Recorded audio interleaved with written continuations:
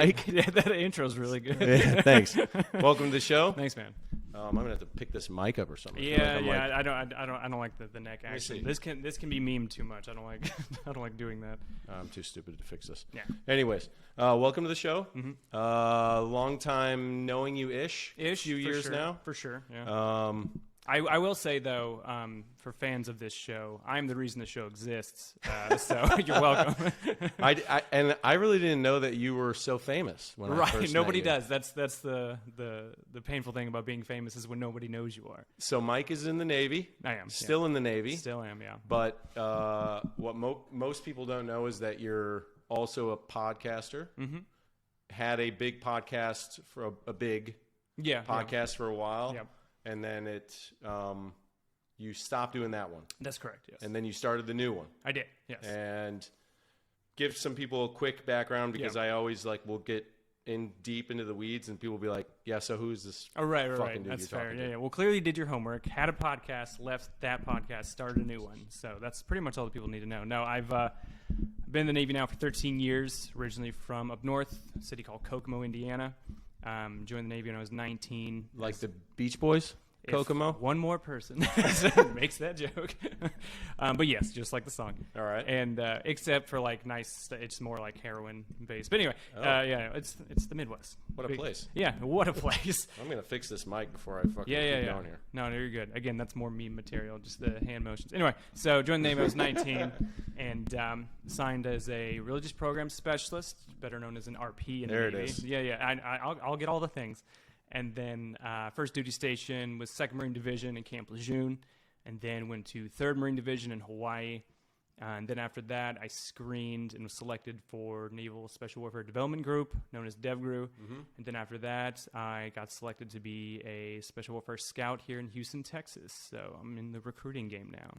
And that's where me and old Cincinnati, who no one calls him that, by the way, except for me. Not one person. That's literally the only person. That's only you can do that. Yeah. I don't know where I got that from, but so when I first met you, I remember. So people that don't know, Navy Scout program, it's all over the United States. It's basically a kid wants to join the Navy. He wants to be in Special Forces. He has to go through this kind of program to get them. First, they got to pass a few things before they even get the ability to go and try out for the program. Right. And then they seem like they're motivated and doing good. Then they go to this program. It used to be called Warrior Challenge Program. It's still called that. Oh, it's still called Warrior Challenge Program. I used to work there as a contractor, and it's for regular Navy people that are not contracted, not retired. They basically go there as a duty station. It's like, okay, here's your shore duty. Yeah. You're a recruiter, but you're not like a recruiter. And, recruiters get a shitty rap. Yeah. And most of them rightfully so. Sure. I will say my recruiter was the coolest dude I ever met. Mine was good, too. I remember that. Petty Officer Brown. I don't know what his rank is at all. Yeah, it was a good dude. Remember that. And he, I'll never forget, I walked in there and I was like, bro, I want to be in the Navy, and I want to get on an aircraft carrier. And he says, fuck you do. And I think it's because we both had Chrysler 300s, and he felt like 300 he was my boy. Yeah, that's right. Yeah, that's what's up. I had one too. See, gold chaining here for a reason. It's all coming together, honestly. And so, anyways, fast forward, Warrior Challenge program, and I went through the program before I became a rescue swimmer. Dudes I even flew with met me there as a, just a regular guy. And then we ended up at the same squadron together. Nice. And the program helped me, man. It taught me how to fucking swim for real, not swim like a moron. And, so yeah, these kids show up, boom, they go through the program, and usually they end up, the idea is that they're prepared for the training and the testing and all these crazy physical things that they're going to have to do before they actually even get to do their job. Right, exactly. And it is interesting you say that because there's a guy, he's in recruiting now in Houston. He went through the SWIC pipeline, rang the bell. But he talked about who his lead scout was some SO back in the day. And he just pretty much threw them in the pool and said, all right, trot around for a little bit. All right, let's go for a run.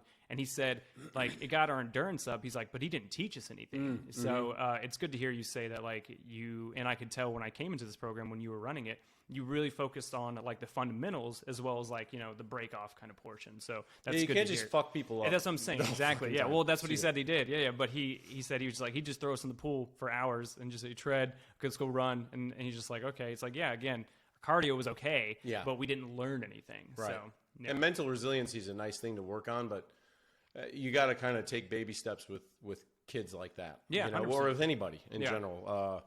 And we can talk about that a little more later. But sure. So I was running the program alongside with my enlisted counterpart, an SBC, and that's Angel. a special. Yeah, shout out Angel. And that it's a special boat operator, SWIT guy. Yeah. And basically, we lost a guy. You got change duty stations, and then in walks Mike. Yeah. And I'm like, I kind of got a brief bio from some of the guys. They're like, yeah, he's come checking in from. So, no one said where you were checking in from. They were like, oh, he's just checking in. He's an RP. I'm like, an RP? Yeah. I'm like, what? Welcome to my life. Yeah. I'm like, no offense. Don't want this to be religious out here. Chill. But you hear RP in the military and you're like, oh, okay, probably nice guy, super into church, this and that. Right. He's made the sacrifices. God damn it. And in front of an RP, really. yeah, so sorry. May the Lord That's right. smite me. So they I kind of go, okay, cool, I'm not going to make any judgments, see who the guy is. Then he walks in and obviously got a bunch of tattoos. And I'm like, all right. And I have some tattoos, and usually when I see people with tattoos that are in the military, especially normal, it's like, oh, that's kind of just, you're in the military, you kind of get tattoos. Navy. Yeah. Everyone's got fucking tattoos. Yeah. But RPs, you're kind of like I said, they're like, oh, it's like religion, blah, blah, blah. They're probably going to have a big-ass cross, if anything, like Jesus or something, and I end up started to talk to you or whatever, and then you were like, oh, I was at, DevGru and I was in Damneck for a while. I think that's what you said. Yeah. And I was like, okay, that's kind of fucking weird. What does an RP do there? Yeah. And in my head, I'm kind of like, oh, okay, so maybe that's how he ended up kind of getting in touch with this kind of program. Because I don't imagine RP from, whatever place is just like, yep, I'm going to go to the Warrior Challenge program and get kids ready to go to, SEAL training or dive training or whatever the fuck they're going to do. I don't want to go directly into your time at, the special place. Sure. Obviously you went to boot camp, blah, blah, blah. But what made you, were you always an RP? Were you I was always, so my Navy journey is just that of a 19-year-old kid who genuinely just wanted a bus ticket out of town, right? I, like I said, I came from the land of factory workers and heroin and just like, it's a dead-end city, right? So... Not bad. Yeah, I mean, Kokomo's pretty notorious. Yeah. Fella, everyone, I figured out the microphone. He fixed it. So I keep looking down here because the monitor's down here. Find your lens. Jesus. But so I'd always been athletic. I wrestled, played football. I always liked that stuff. And my parents served in the Air Force a billion years ago, and they talk about it briefly. They didn't make a career of it, but they just talked about how they enjoyed it because it was the fucking Air Force. Of course they did.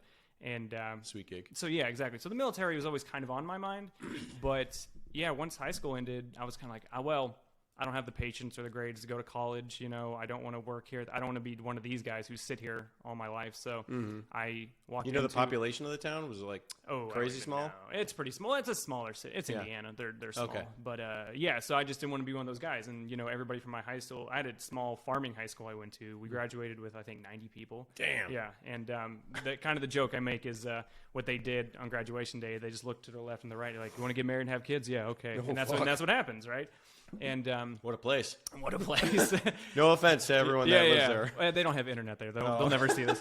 And so I was just like, okay, well, let me find something different. And so I went into the Joint Recruiting Office with the intention, just like everybody else who joins the Navy, to join the Air Force.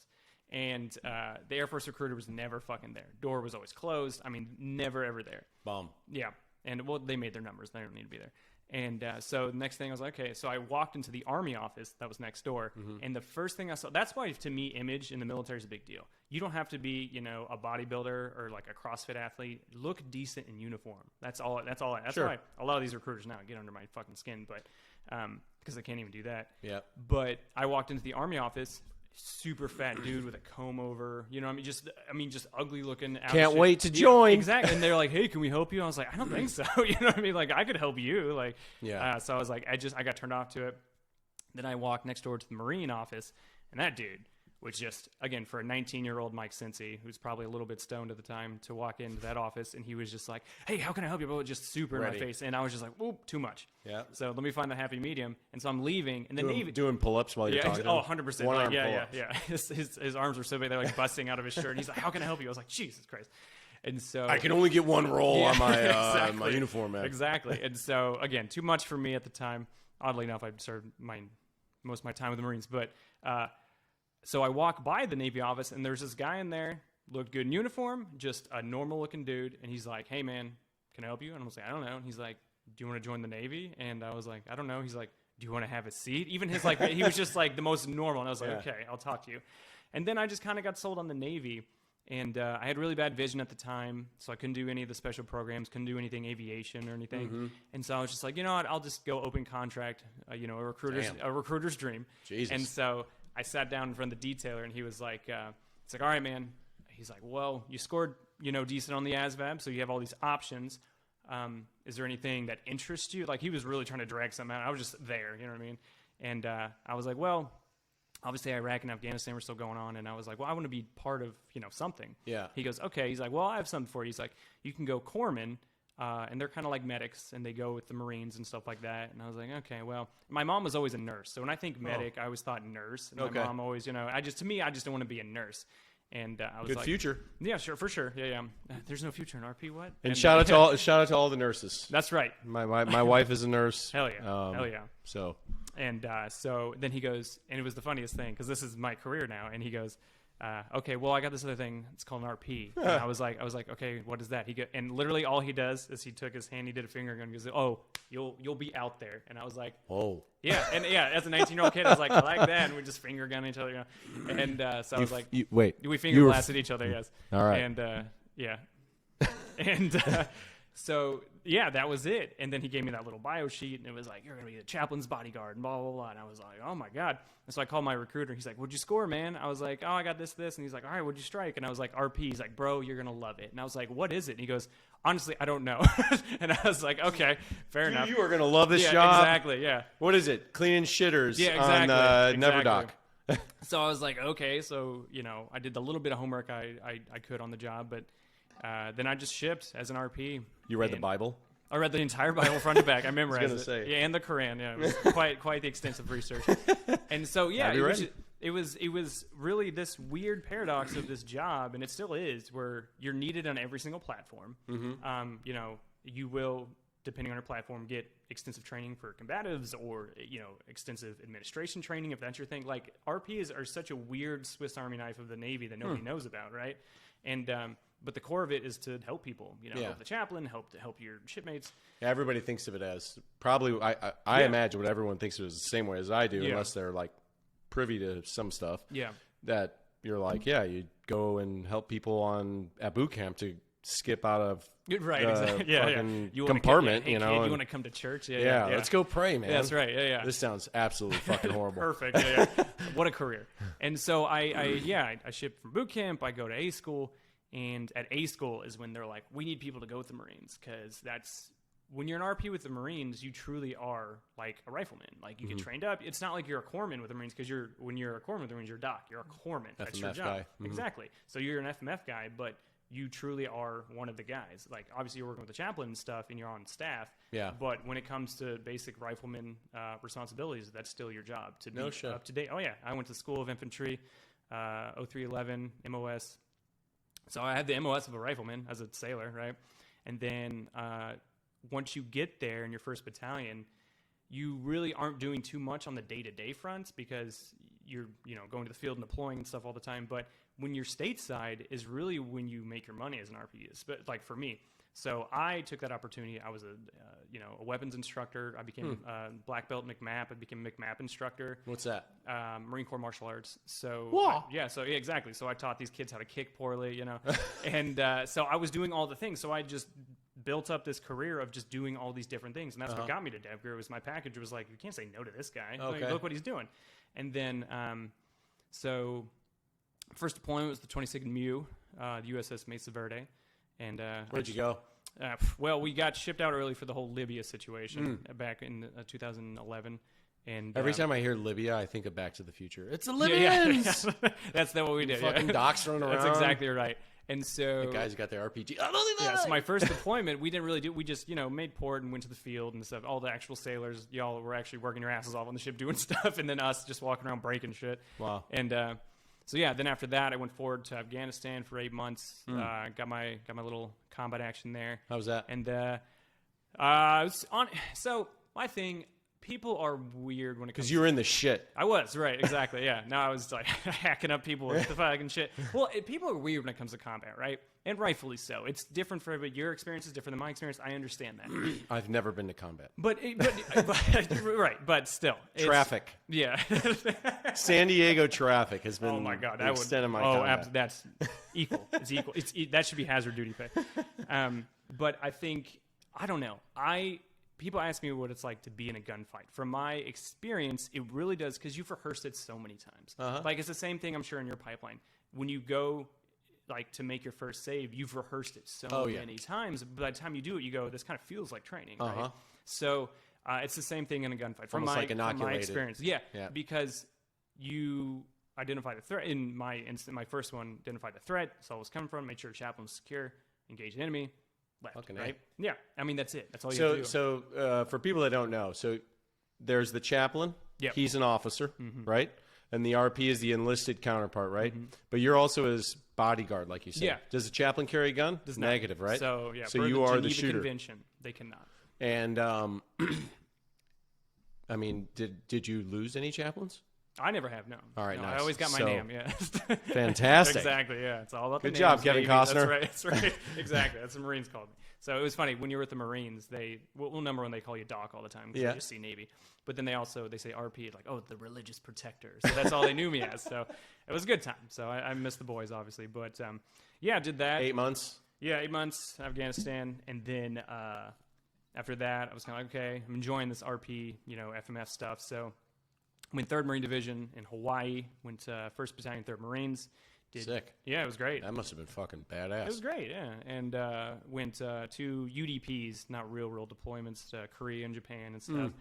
And did a great time there. But then by Where that in time, Japan? Okinawa. Okay. Yeah, we did a little mainland stuff, like with Mount Fuji, but I was in Kadena for Oh, nice. 6 Kadina's months, nice, yeah. It wasn't I like bad. Kadena, yeah. And so, yeah, did that. And then I was looking at getting out because I was kind of like, I've busted my nut as an RP, right? Like, what the fuck? Where does this go, right? I can only become a villain from here. So I was like, okay, looking at getting out. Then somebody I knew from the Marine Corps days hit me up, and they're like, hey, have you ever heard of DevGuru? And like most people, no. You know what I mean? My focus was Marine Corps, right? I didn't know the Navy stuff. And then, the stuff with Rob O'Neill and all that stuff started coming out. So obviously it came to the forefront of what was going on, and which is so fucking upsetting. And so I was like, yeah. We can talk about that. We can. We can. Yeah, Rob, okay. So he was like, they have RPs there. They're like, but you will be trained as an enabler. Like, you will get some, it's not crazy advanced, right? But you will learn tactics, techniques, and procedures just like everybody else here. And I was You go from the RP regular to the TRP, the tactical RP. Right, exactly. So, or like one of my buddies says RP, and then in quotation SOC, Special Operations Capable. Oh, damn. RP SOC, I like that. That's and cool. that's way cooler. But I went. I remember I was on Mount Fuji, 2nd UDP, flew overnight to Virginia Beach. Did this. I don't want to talk too much about the screening. If you're going to try it, go fucking do it. And did that thing. Yeah, one of my big regrets. Yeah, it's before my crash and shit. Sure, yeah, I was like, it's. I should have given it a whirl because I have friends that have gone through the screening, and then I got friends that at least one that's been there for a hot minute, and yeah, it's it's everything. You know, he never tells me too much, like most of you guys do. Yeah. Most of you guys don't say too much. Yeah. Other than it's the best place that they And could it really, have been, and you it's, know? And and I'm I, like, oh, that sounds awesome. I almost hate saying that because it really does sound like such a sales pitch, right? Sure. But it's exactly what you think it is. It really is, like truly. And yeah, so did a bunch of really, really cool and you know, life altering stuff there. Blah blah. Moving on. But it was great. So past screening, got selected there, and did 4 years there. Did you choose to move on after there? Were you like, 4 years and that's it? You couldn't stay longer? So 4 years is the minimum. Okay. Just because it's a year longer than most, because the pipeline to actually get fully trained up Takes and a actually, year, it takes about a year, yeah. And you like parachute, all that kind of Yeah, stuff? so your basic enablers course, just the different stuff they do, you know, parachute, special operations SEER course, different. I didn't really do dive stuff just because my capabilities were more air insert than actual water insert, you know what I mean? So I didn't really need to. If they sent me to dive school, why not? But they didn't, so. And you were open to do anything, right? Oh, 100%. Like, yeah, well, I mean, let's that's do what it. gets you there, right? Right. Is because You can't just be like, yeah, exactly. When you're jumping out of a helicopter. yeah, today, when you're a man. support guy and they say, "Hey, you want to go to Ranger School?" You don't go, "No." You know what I Right. mean? You just go, "Yeah, of course I do." And that's what makes you use. So, yeah, I didn't go to Ranger School, by the way. I'd like to, but And when I met you, I don't think you even really. I don't know how I came across that you were at DevGuru. I think I just kind of talked to you a little bit more. yeah, And then I think you said, yeah, and I was here for a little while. I'm like, oh, they've showed up at my squadron a few times, Right, you right. guys, and you know, we've done some work with them. Nothing crazy on our end, Sure. but definitely in San Diego with the squadron I was with, and yeah, I think it like most people that come from there, they give me the feeling, you know, as the way it should be. It's not like they're like wearing a T-shirt that Right, says, "Hi, exactly, yeah. my name is Bob, Yeah. and I'm also the dude that killed Bin Laden," or like, well, unless you are that Yeah, guy, yeah, and you know allegedly. that's Yeah, yeah. that's your Yeah, prerogative. You yeah, know, yeah. I wasn't there, so I'm not gonna. 100%. I only let the people that were there. Yes. If they want to chime in. Yeah. By all means, I am not going to give an opinion on some dude Yeah. that says he was there. Yeah. But that's a lot of that. Yeah. I will say that probably, as cool as it sounds to be able Mm-hmm. to say you're the dude that did it, it's like winning the lotto to me. Like, so I don't what- want anyone knowing. I always talk about this with my wife. Like, we ever You're win right. the fucking lotto, Yeah. I'm not telling a Right. soul. Right. Okay, I have not won the lotto. And when Mom, IRS, I swear to God, did not win the lotto. But you know what I mean? It's like one of those things where you're like, man, I don't think I want to tell anybody about this, you know? Well, it's an interesting thing, right? Did you ever meet that group? Yeah, of course. I mean, we worked across the hall. Yeah, yeah. It was him. I'm not going to say his name because I'm not trying to bash. Don't care. You seem nice enough. I've never met you, but it was weird. Being on the outside looking in, hearing him come forward and do that stuff was interesting. Obviously, from a book pushing thing, right? But when you get to be a part of that community and truly hear everything, Yeah. and be a part of everything, it's almost, especially someone like him, he could have went down in history. Like, if you actually look at his accomplishments prior to that, he was a part of some crazy stuff, right? Very elite operator, like, good to go dude. Mm-hmm. And for him to come forward the way he did was actually kind of baffling. Yeah. And then to kind of see how he is, again, I've never met him, but Wrote a book, right? yeah, And then now had he has to write another book. He has a podcast. Oh, yeah, shit, yeah. yeah. He's doing the whole thing, right? Right. But he's resting his laurels on I am that guy, which to me, if you look at his career history, he's been that guy a few times. Uh-huh. For Yeah, him you to- got way more. Yeah, Your lineage speaks for itself. exactly. But I don't know. It's almost baffling to me that someone of that high caliber coming from that place would do something like that. And again, I can't pat. I wasn't there, like you said. I wasn't. Believe it or not, the RP was not on that raid. So yeah, And no chaplains yeah, were no there. chaplains are there. Yeah, and May so the Lord bless you. So yeah, so I can't imagine the pressure and the mindset and everything for something so secretive to also be so public at the same time. Yeah, that's the politics playing. Yeah, in there, 100%. too, you know, I'm sure that I'd have to imagine that whole place, and I'm speaking for however many hundreds of people. Yeah, that I are wasn't there at the time either. So I'd imagine they didn't want anyone to know. They just 100%. The last thing they want 100%. is yes, it is nice to be recognized, but I'm sure those kind of people would rather just be recognized with a head nod and a handshake and be like, thank you so much. Well, appreciate it. Yeah. Got it. Well, I'm doing my job. Yes. So You're happy that we got the fucking opportunity to kill a piece of shit. Yes. But at the same time, I really don't need you making a goddamn billboard about it. Right. You know? So it is funny. Wonderful because, recruiting tool. Yeah. True. I see the gameplay, you know. Yeah, I mean there's both sides of it, but it is funny because, like you said, a lot of those guys just want the head nod, the handshakes, which is true. But they get recognized if you're a metal guy, if you're a lineage guy, the internal recognition that comes from that stuff is vast. Oh, I bet. There's so many legends in the building that just like you walk by and that's so and so, nicknamed so and so because of this, and you're like, holy shit, Well, like that's you know what I crazy. mean? And that's what they want. They do want it. Let's be real. But the first week I was there, I was still like a new guy, walk around fucking scared of everybody. And Yeah, were you nervous? 100%. Well, it's Were you nervous through screening and all that? a little bit, but they're so good at You're what a little they more do. comfortable there. Yeah, 100%. How do you fly? Yeah. Well, I think I think their screening process is good in that, like, obviously they want to pick high functioning, people, but they also want to Don't want a pick bunch of fucking weirdos either. 100%. Yeah. So it's more what I tell people who want to go through screening there. It's like, yes, we know the physical stuff, we know the all that stuff, we know that goes into it. But what they're looking for is, they said, it's like the good dude syndrome. That's what they want. They want somebody who's not, in it for the clout. Somebody who's not in it for themselves. That truly is like, I just want to be challenged. I want to be a part of this. That's what they look for. And I don't need the rings. 100%. I don't need the belts. But all the that first, shit. the first week I was there, I remember, again, just new guy, scared of everybody, and we had a thing on Friday, like, hey, we're having an awards thing, and we had one of the bow barns we went into, and it was, again, if these were regular conventional forces, this would be national news.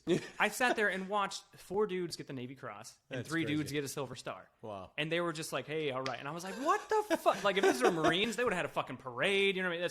But they were reading their citations and stuff. They're like, yeah, so saved like 4 civilians, covered them with his body, and then fucking got blown up, saved his teammates, killed 3 insurgents, got up, fucking had a beer. And we're just like, what the fuck? Like, Wow. these are heroes. And they're just like walking across, like, hey, all right. And they're just like putting it in their pocket Cool, and moving see on. ya. Yeah. And it's, Put that one in a drawer. Exactly, yeah. So it's just it was kind of cool because it was really, really sinking in that, like, oh, this is the place, and it was cool to be a part of that. But yeah, those guys, I think at the end of the day, you want recognition, but everybody treats recognition as a different thing. So, the whole him coming forward stuff to me is personally kind of baffling because of what he could have been.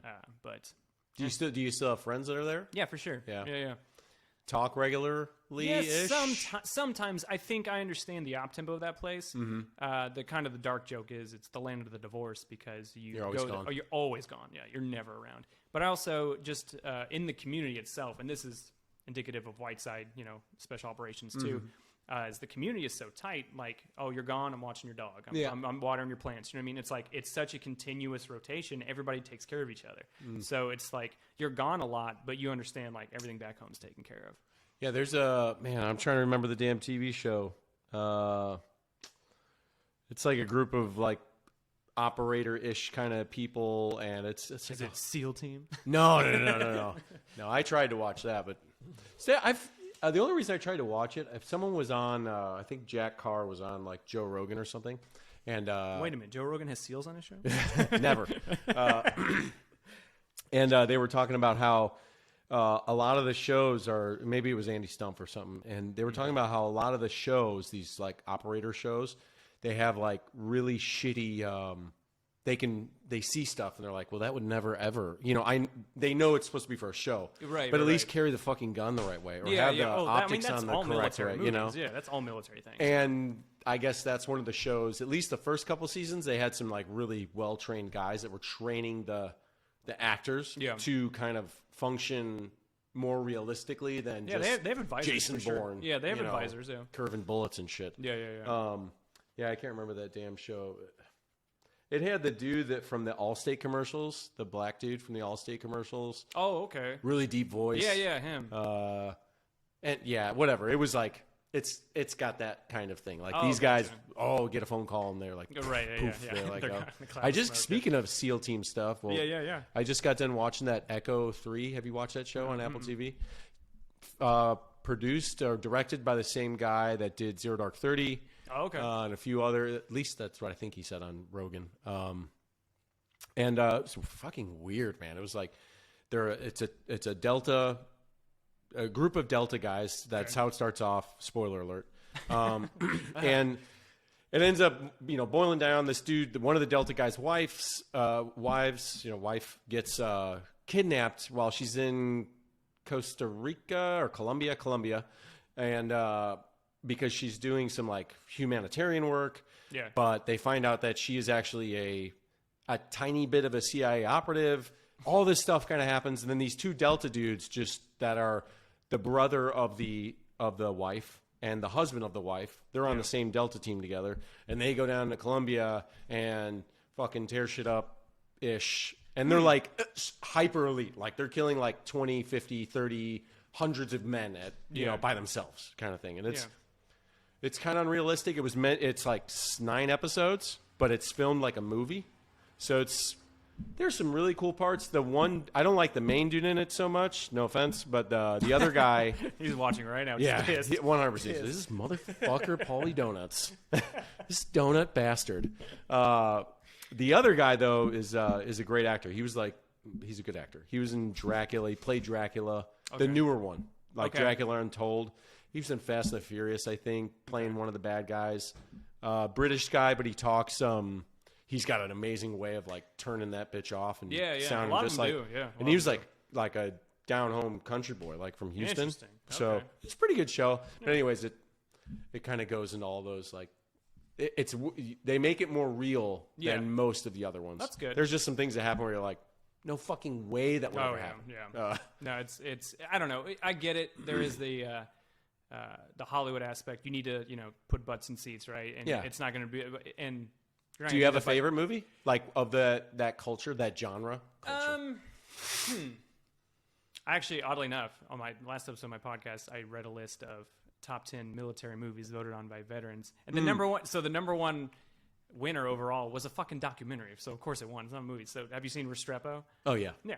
Because it's a fucking documentary. Yeah, Everyone's like, it's the most realistic because it's real. Like, what the fuck? But as far as like those like kind of documentary, real? Yeah, exactly. The fuck? Yeah, Restrepo's fucking. I can't watch that if I'm drinking. It's too real. And I saw it in the theaters. Did you really? I did in Oh, Chicago. I would have thrown up. That's too much. I'll never forget. I That's- remember I used to go every week. I would work my parents' restaurant, and then on Sundays I always tried to make sure I had it off, and that was my day to wake up. I'd go to the gym. It was religious, unless I partied too hard the night before with my brother or my friends, and I would literally wake up, work out, go to the brewery down the street, have usually a burger and some beers, and I would go to a movie. And it was like movie, and you ended up That's a good day. you ended up running out of fucking movies after a while. Sure. That's And a then good day, someone told me like, oh, you got to see Restrepo if it's in the theater, blah blah blah. And so then I went and saw it. And I was like, whoa, passed out. don't need to watch that again. Yeah, that's too much.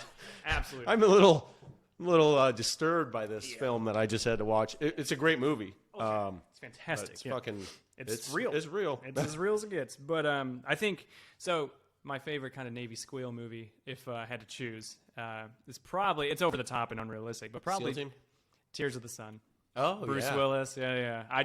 There's something about it that's so Bruce Willis-y that just hits the right spot. At my A school, they one of the 60 pilots is in that movie. Really? Yeah. Oh, that's funny. I didn't know they were used real people. That's good. Yeah, that was. And then my other buddy was in, who was my boss for a long time, senior chief. He is in one of the helicopter scenes in. It's called not Medal of Honor. What was the one that came out before Zero Dark 30? That they use the real SEAls in? Is that what Yeah, I had one of the one guy is a real SEAL. I think the one guy is, right? The theme of the movie, the actors were all real Navy SEAls. Oh shit! Okay, It was you're talking about Act of Valor. Act of Valor. Yeah, Damn. I fucking hated that movie. But yeah, he was one of the helo pilots. Oh, and, cool. not the Well, pilots, they were one of all- the door yeah. gunners Oh, in okay. there. So You know, yeah. they used real military people for that movie, and I think that's why it was so bad because the acting was terrible. But He's probably going to be pissed at me that I said that. Oh, really? Because, I mean, he never, it's not like he's like, hey, guys, I was in a movie. yeah, You know, yeah, yeah. Like, He's one of the, yeah, that's fine. I think sometimes he even forgets about it. I'll be like, yeah, remember true. you were in that movie? Yeah. He's like, oh, yeah. Yeah. Yeah, you were in a fucking movie. He doesn't wear a shirt with the title on it. No, Okay. definitely Interesting. not. Yeah, yeah. No. No, it's good though. No, it's fine. They used real operators, and they used real slick guys. So real Tears of the honesty. Sun. Yeah, that's my favorite. Yeah. Damn. Yeah. And that's got Selma in it. Does it? Yeah, Selma yeah, it Hayek. does. Yeah, Yeah, it's that's early right. Selma. Mm. Pre. You can't go wrong with Selma. period. Pre all buttons unbuttoned Selma. Right. Yeah, yeah. Well, she's. Or but that's post Snake Selma. That's right. Your Dusk Till levels of Dawn. Selma are, Yeah. are very up to par. Yeah. Yeah. Interesting. I liked. Man, I kind of liked Act of Valor, which is kind of funny. Yeah, I think it was to me. It was just too on the nose of like, here's a recruiting tool. You know Yeah. what I mean? But it's whatever. I've always wanted them to make an Adam Brown movie.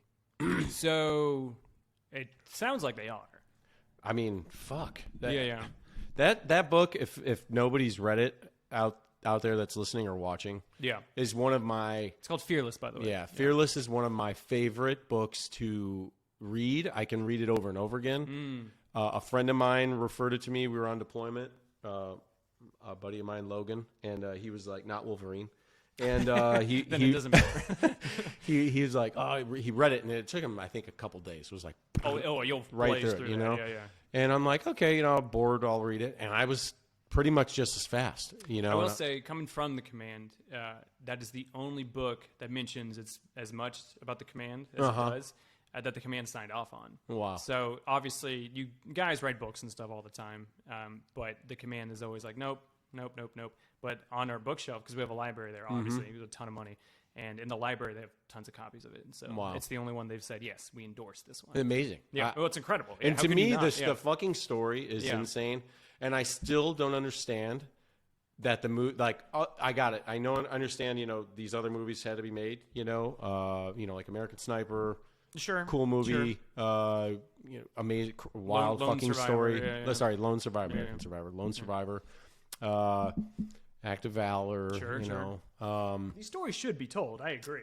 I'm drawing a blank for the Mark Wahlberg movie, That was Lone Survivor. Lone Survivor. Yeah, Bradley so American Cooper. Sniper It was, was Bradley. yeah. Cooper. Yeah. Thank you. Okay. And Lone Survivor. I really liked I thought they told that story as well as they could. Sure. Yeah. Considering there was one person to recount it, yeah. Yeah, and I think the actor choices in that were good because Yeah. it didn't like, oh, it's Mark Wahlberg. Right. Fucking if Mark Wahlberg's in there, I'm surprised he wasn't the main focus of the whole movie. Yeah. I guess he kind of was, but he wasn't. Right. You know what I mean? Yeah. It was the story more than Yeah. Which was good. That I forget the name of that director. He's also an actor. I was hoping he was going to be the guy that did this. Hopefully they make an Adam Brown movie. Yeah, they've been talking about it for a long, long time. God. Talking about all kinds of different people. I think his story needs to be told on the screen as well because I feel like most people. I feel like most people won't Consume. believe it. I think they'll it's be like, wild. "How the fuck did he get in the wild. Navy? It's wild. How did he stay in the Navy? Stay in's the You big know? one. Yeah, it's pretty fucking wild. Yeah, I definitely recommend Fearless to anybody who wants to read just a motivating book.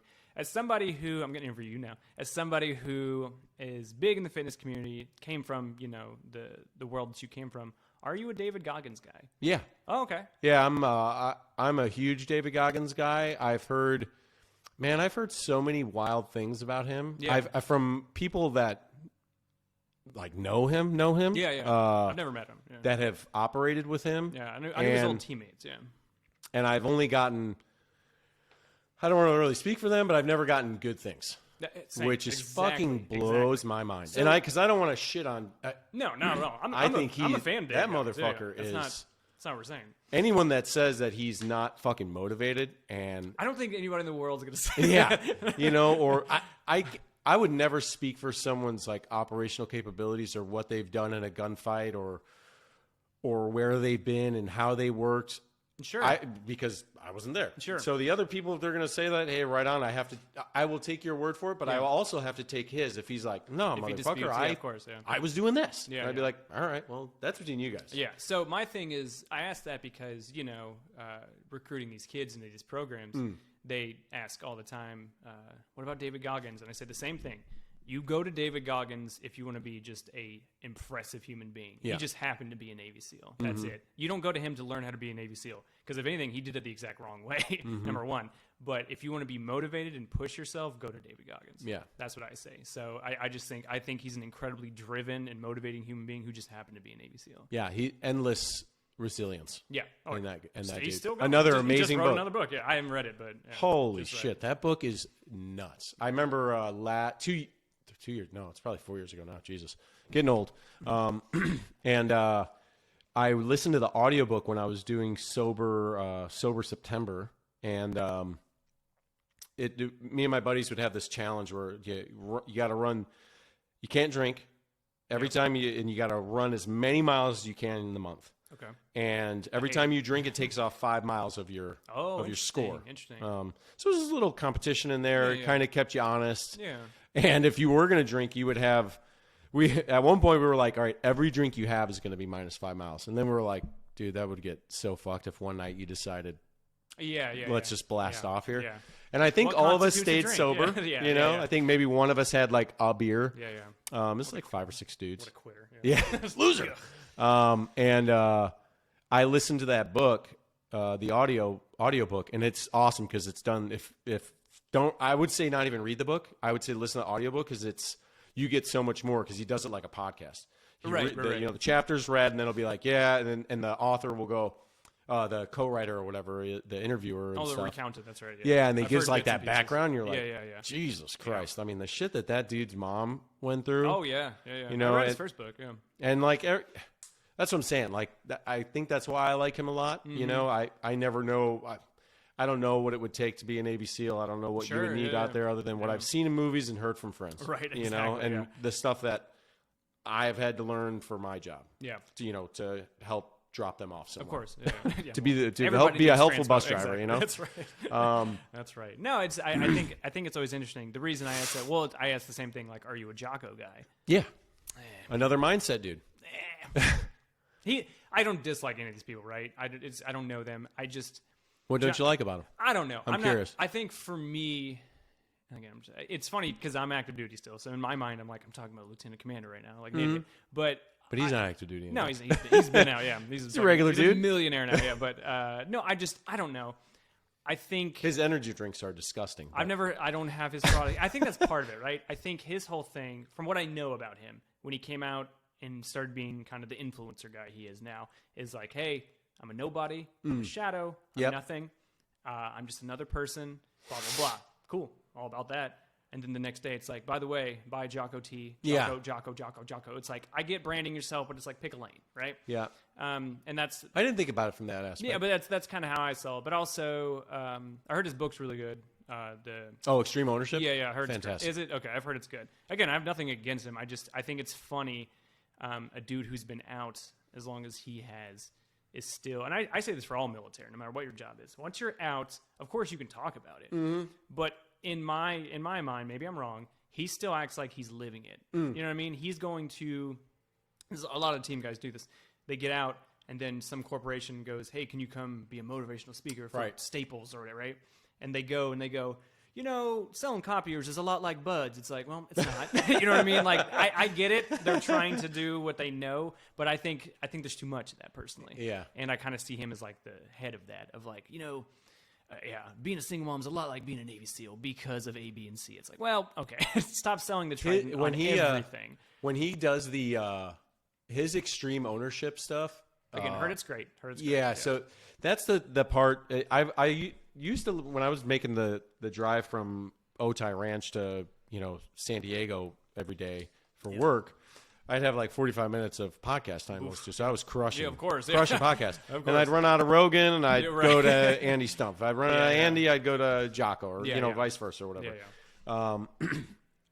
And what I liked about... I couldn't listen to Jocko for... Like, his are long. And I hate long forms so much. Yeah, I really and mine are pretty long-ish. An hour to me is tops. Yeah. That's all you need, right? Really. And Rogan I can listen to really. I think everyone and their mother can. Is if you're a Joe Rogan guy or a girl, right? You can just kind of it becomes background noise unless it's somebody you're like, holy shit, I want to hear what you have to say. Whoa, that's crazy. Jocko, on the other hand, there's some stuff I really enjoy. I like, and it's funny you say about the shorter.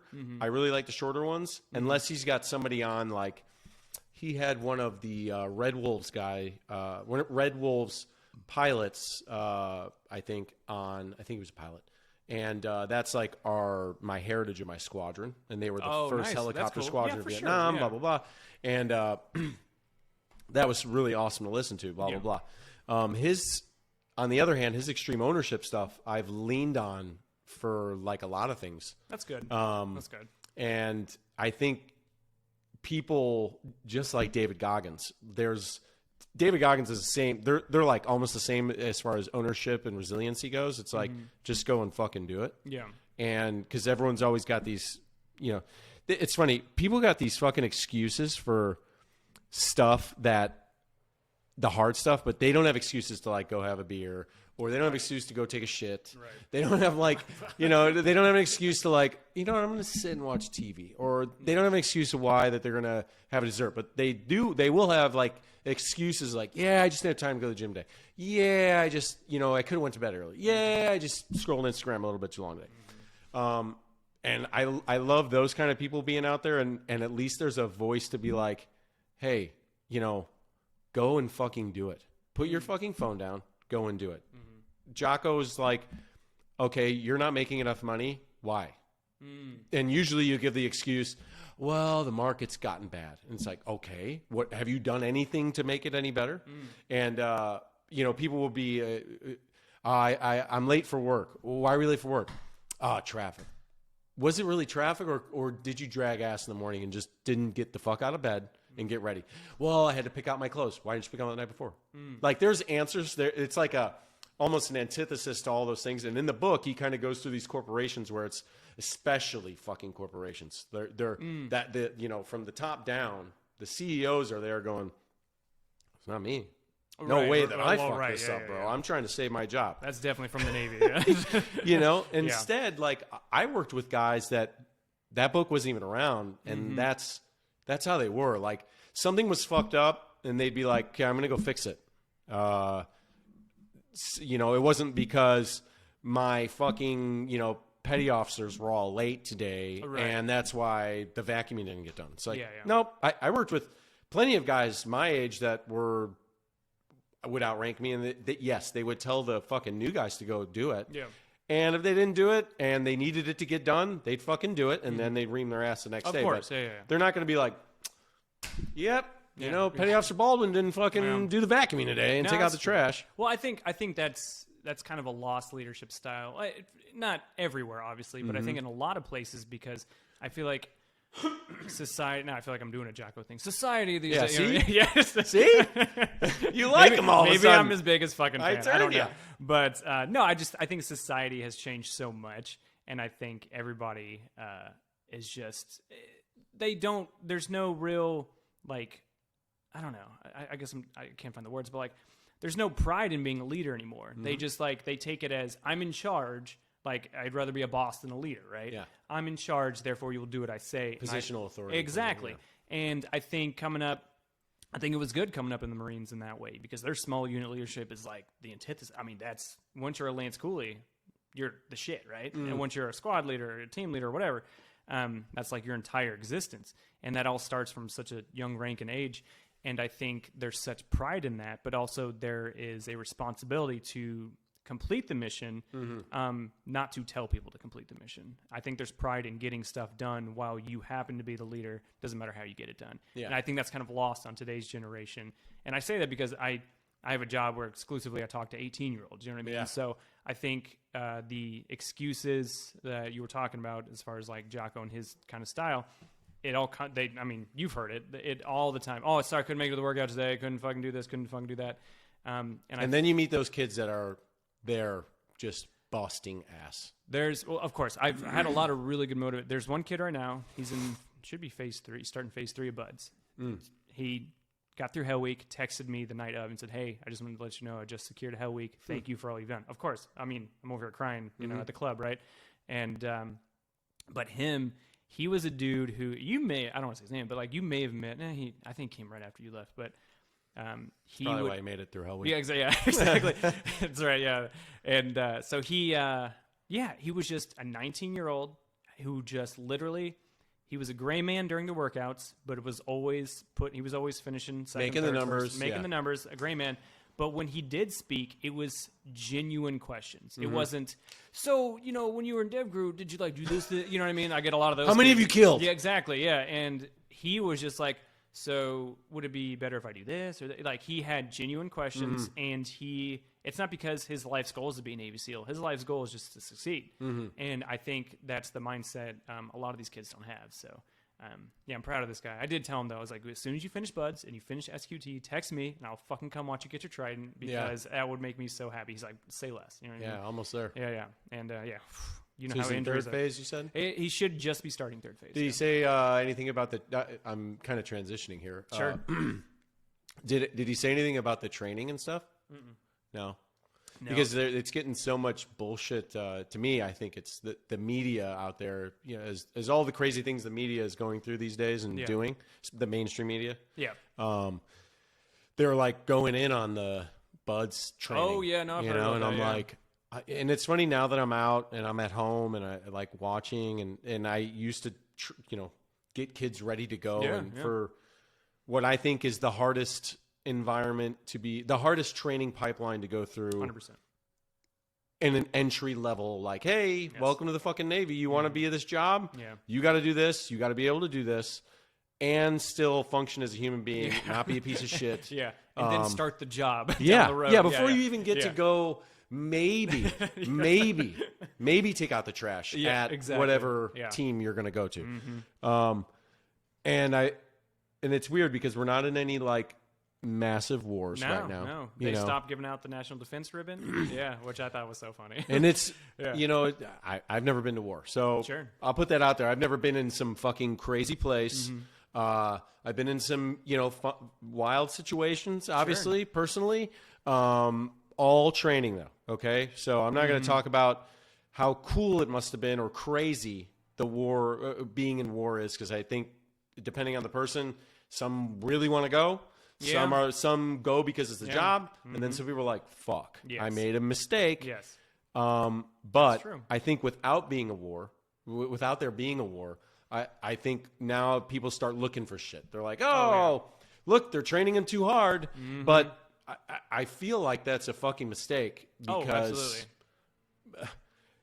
they need to be. There is only, what are they going to do?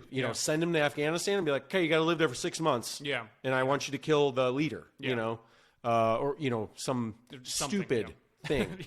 So they're doing the best they can with what they got. And yes, at times things, I don't even know if they get extreme. There's so many fucking factors that play into, like a kid getting hurt. Like we've experienced it. I've had kids on runs where it was, even I've checked the heat and the index. The whole thing, yeah. So I guess put that out there real quick. So in the Warrior Challenge program, if you take somebody outside to run, there has to be a certain temperature for you to allow them to run outside. Wet bulb. Yeah. I think it's fucking silly. It's very silly. But heat, as I've learned more and more, I'm the type of psychopath that likes to run at 12 o'clock. Me too. And I like it to be as hot as extremely as possible. It's also the dumbest thing you can possibly do. To an extent, if you're not used, like you don't just go do, like I wouldn't grab, a person that's never ran before and be like, hey, 12 o'clock, my man, time to go run. They'd be like, excuse me? Yeah. How did you get in my house? Yeah. I've been here all night. Exactly. I'm not wearing hockey pads. And so that, and then I'll be sitting on the couch with my wife and like, some news bullshit will come out and they're like, yeah, they really need to restructure the training and we're going to look into it. And I'm like, dude, leave it alone. Yeah. It's not like they're out there trying to kill someone. That's not their goal. Like, The goal is to break them, not to kill them. yeah. But there's a purpose because I would say every single person in that community that I've met, yourself included, there is something that happens. Yes, there are shitbags in every community. That's going to go without saying. But most I think have a certain mindset there's things that happen there in that struggle that prepares them for one day, who knows, that training oddly will maybe come Yeah. Can't give up, man. Yeah. You know, So yes, I'm cold, and yes, this sucks, but Yeah. got to keep going. It's funny. A lot of the applicants sometimes when they're kind of like unmotivated and stuff, I just talk about. I'm opening one of these cool kill clips, Yeah, by yeah. the way. This show brought to you by. We didn't get into it too much, and we still will, but Yeah. my friend Sency Hey. is so cool. He gets kill clips sent to him, Yeah. like a lot of it. That's all of it. This is actually all. That's all of it. Yeah, This is yeah. his I will year not- yeah, allotment. I will no longer have kill clips. Yeah. His and I guess you know what, now's a good time to do this. About my podcast. Sorry to completely fucking derail that sure. conversation. Yeah. About my podcast. I told him I wanted to start a podcast. No, this is how it happened.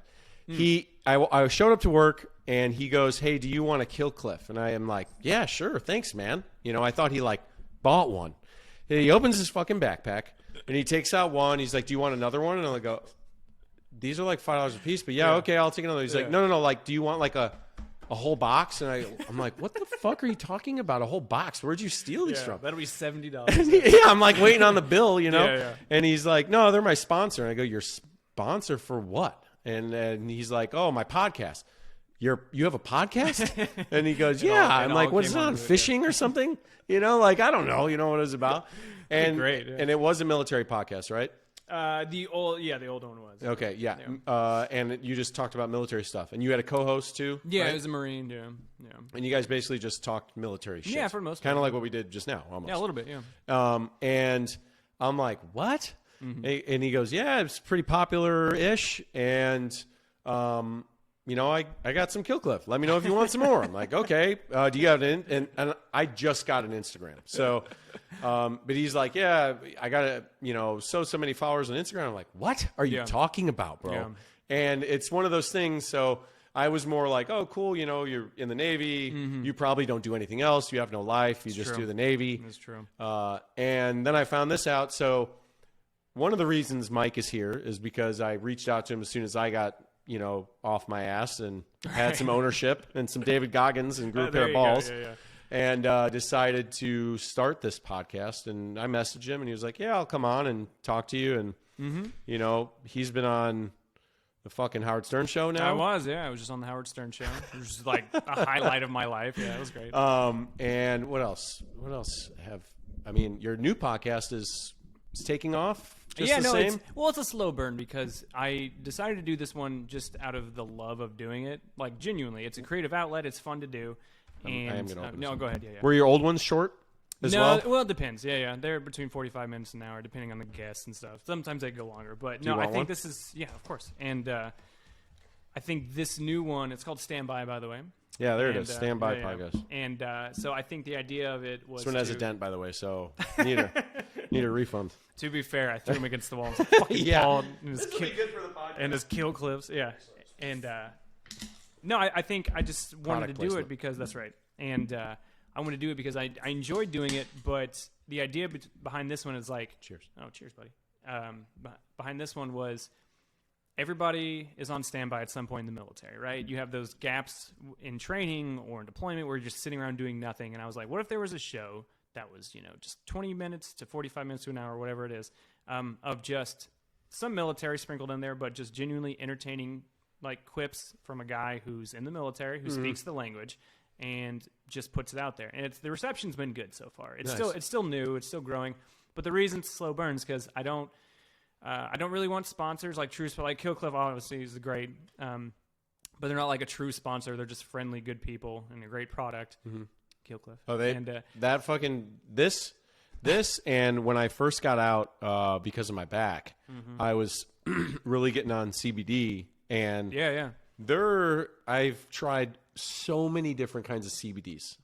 And the only CBD that really works in my eyes is if it has actual THC in it or the Delta 9 stuff. Right. But real THC, and I'm not talking like the fucking Texas legal limit. I'm talking actual amounts of THC, like 5 milligrams. Gotcha. Not to get high, not to get psychedelic or any of that bullshit.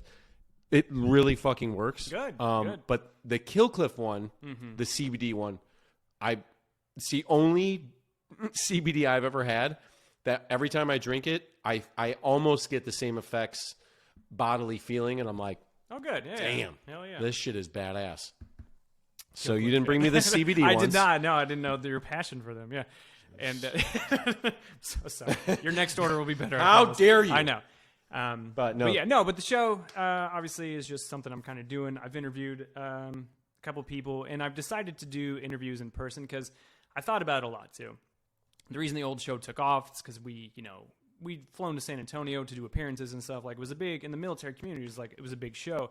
And I was like, I don't want to talk to the mill influencers. Sure, I'm buddies with them, right? I can, zoom in my blue check, Instagram buddies and be like, hey, do 20 minutes with me, and they gladly would. Mm-hmm. But to me, that feels... Is it still blue on Instagram? It's blue, yeah. Okay. And I would know Twitter's yellow now. I don't have one, but fucking Instagram.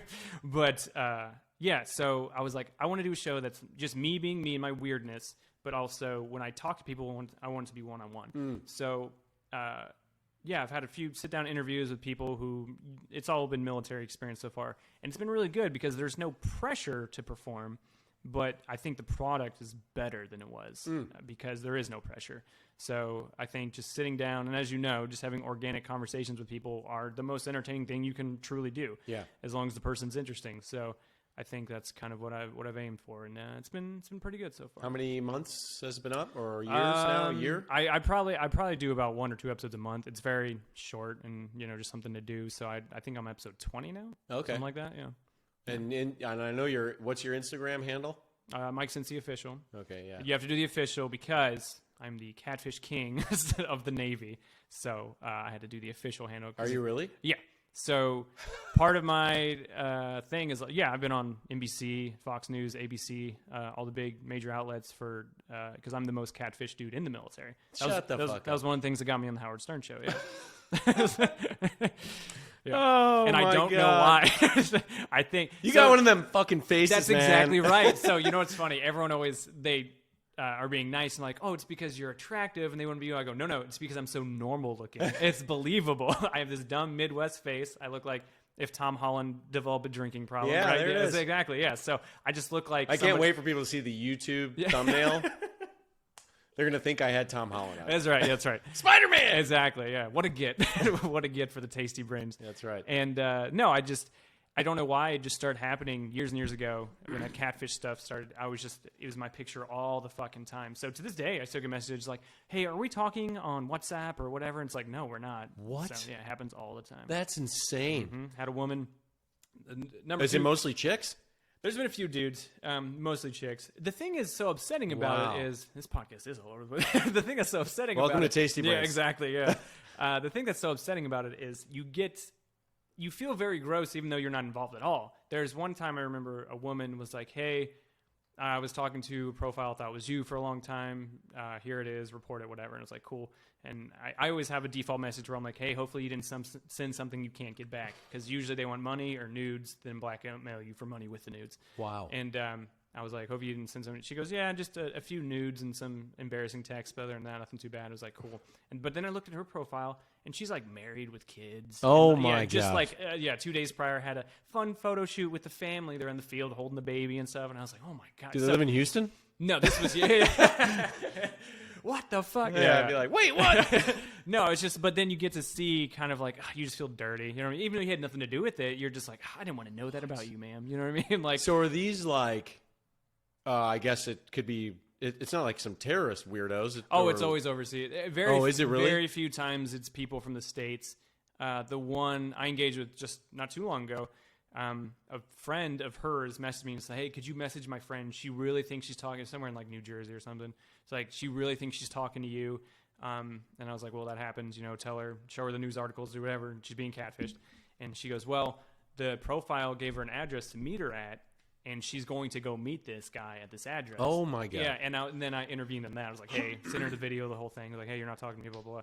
But, sometimes it's in the States, and then it's gotten to the point where it's like, yeah, these people are giving addresses to go meet up at. Oh, God knows what's going to happen there. Exactly, yeah. That's fucked. Yeah, last thing I need is fucking someone Kidnapped. chopped up in a van, and then my pictures, like, it was this guy. It was like, what the fuck? Wow. Yeah, so. That's insane. It's pretty wild. It's funny because the reason I asked was like, if it's women or men, that are getting catfish, I was going to be like, have any of them where you were like, Actually, you seem like a really nice person. Do you want to go out? Yeah, no. So it is funny. I always make the joke. It's never. Actually, I'm married. You know, you remember the lady with the kids? She got divorced. I always make the joke that it's never, the 24-year-old model that's DMing me going, "Oh, I was catfished." It's always 52-year-old Bethany from Ohio, right? It's like I sent you $5,000, you never got back to me, and I was like, didn't send me shit, but. Oh Yeah, it's my never, God! It's never the hot The young most college girl. catfish man. That's going to be the tagline for this episode. Yeah, hey, it is. Yeah, it's statistically. I think it's gone down. Well, it's so weird because I obviously I like to raise awareness about it, but then it's almost like this double-edged sword because you want to raise awareness, saying, "Hey, be careful on the internet," but then at the same time, by doing it, you get your face out there more, and then these catfish people go, "Oh, his picture works. Let's use his." So it's kind of like it just keeps going. So there's no real way to kind of stop it. And then there's pictures I've taken down from Instagram from like 10 years ago, just old pictures and stuff, and they're still being used. So it's like they have this catalog of me that's going to be used forever. So, That's so wild. Yeah. Has, federal authorities reached out to you and stuff? So, NCIS has, but they kind of did the same thing of like, hands on, like, what the fuck are we going to do? Exactly. Because I'm not doing anything wrong. It just happens to be my picture. And a lot, all the fucking barracks lawyers of the world, like, put your stuff on private. It's like, why would I? Yeah. Why would I cater to them? You know what I mean? Sure. Like, and I have a show to promote. I make memes. I do all this stuff on the internet. Why do I have to censor myself? Yeah. Just to protect all these. And if you do, it's not like they're going to stop using it. Exactly. Yeah. Nothing really matters. You just. My best advice is like just be smart on the internet. Like holy shit. Yeah. And it's funny they always do the. I asked him to FaceTime, but his camera was broken. Yeah, Or he won't talk on the phone because he has bad reception. Red flag. Yeah, well, you hear these stories, all these people tell me, and it's just like, did you not stop and think once? They're like, oh, he says he's on some secret mission, he can't talk, but he needs money for a plane ticket home. Like, all this craziness. It's just like, do you even hear yourself? So, I don't know. I lost a lot of empathy for these people, like, years ago, because, I get these messages all the fucking time. So, what was the name of the football player? Manti Te'o? Yeah. Yeah. That was you. That was me. Well, I'm a Notre Dame fan, so it fucking definitely was That not would have fucking been. me. Yeah. Could you imagine that? It was my picture. It was your I face was in on like it? high school back then. Yeah. Oh my God. That's so funny. That story's wild too. Speaking of catfishing. Did you see that documentary? Dude, nuts. I tried it's because I'm my business, other than this is sports cards. Yeah. And I remember I like fell in love with the guy because I was like, damn, dude. Yeah. Like you got your shit busted for so long by all the bunch of assholes that didn't. Speech he gave at the end of that, I was ready to run through a wall. Yeah, I was like, motivating. I went looking for cards, jerseys, and of Yeah. course, bastards on eBay were like, of course. quadruple markup, perfect time to do this, which I got it. That makes Capitalism, do it. Yeah, no, but Fuck again, me. I'm a Hoosier. I'm an Indiana guy, so I'm a big Indiana sports guy, and so being raised Irish Catholic, Notre Dame, obviously, by default was my team.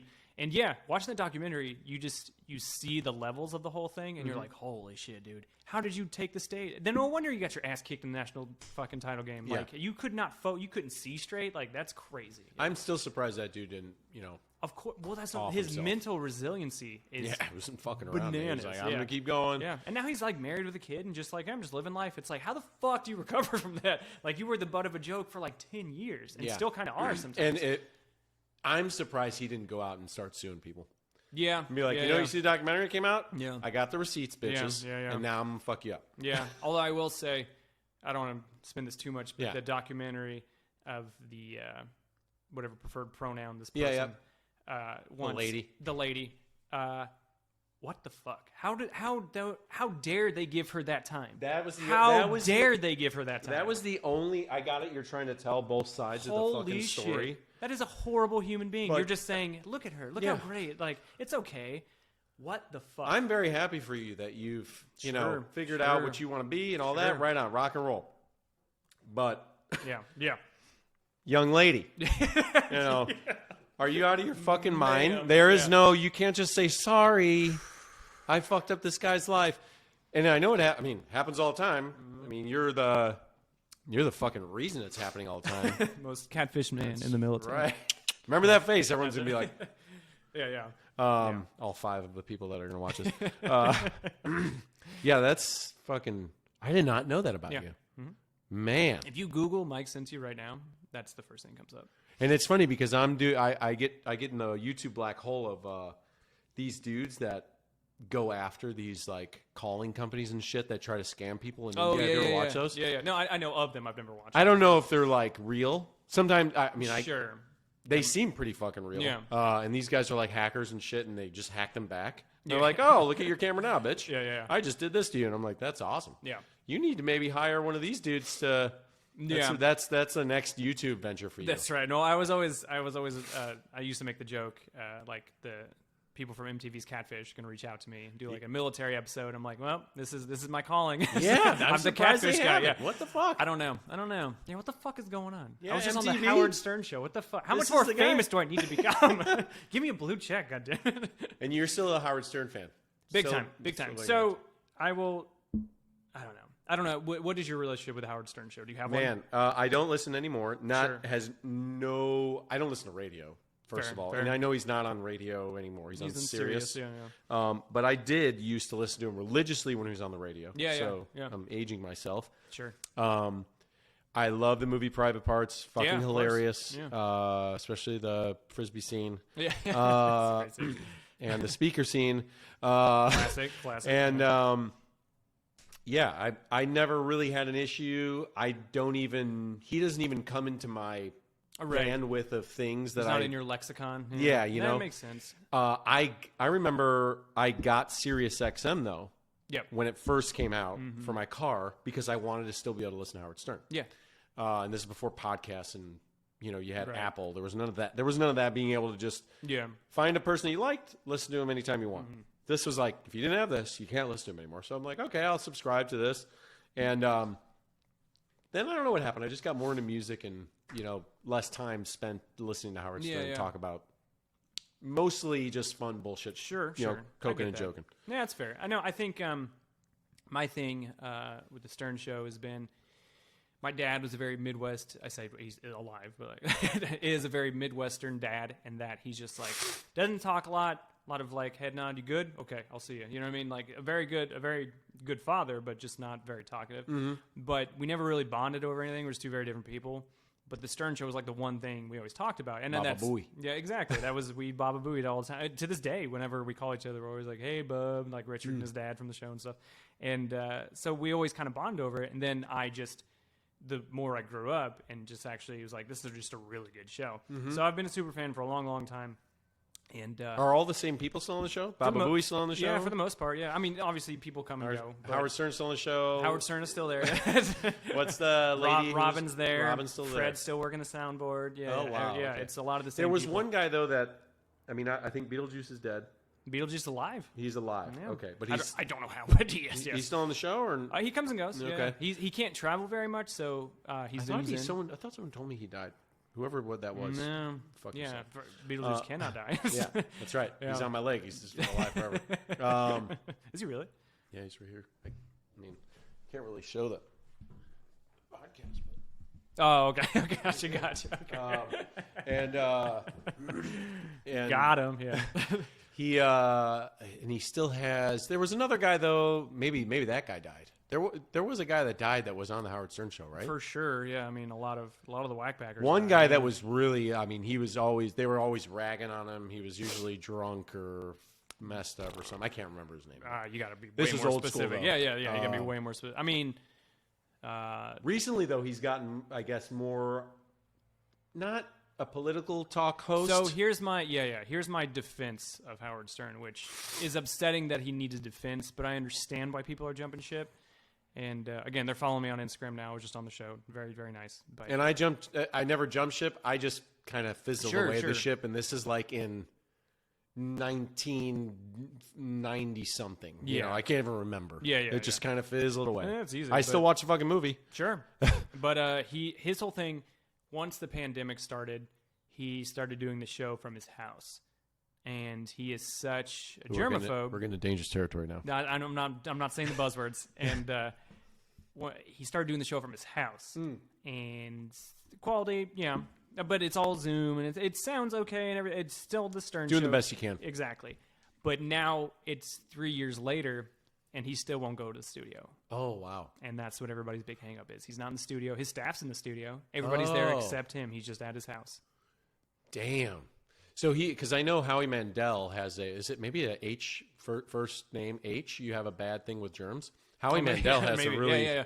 He's germphobe as well. He's got a bad one, I thought, but he's still doing the fucking Triple X show or whatever it is. America's Got Talent. Yeah. Howard, he won't leave his house. Triple X show.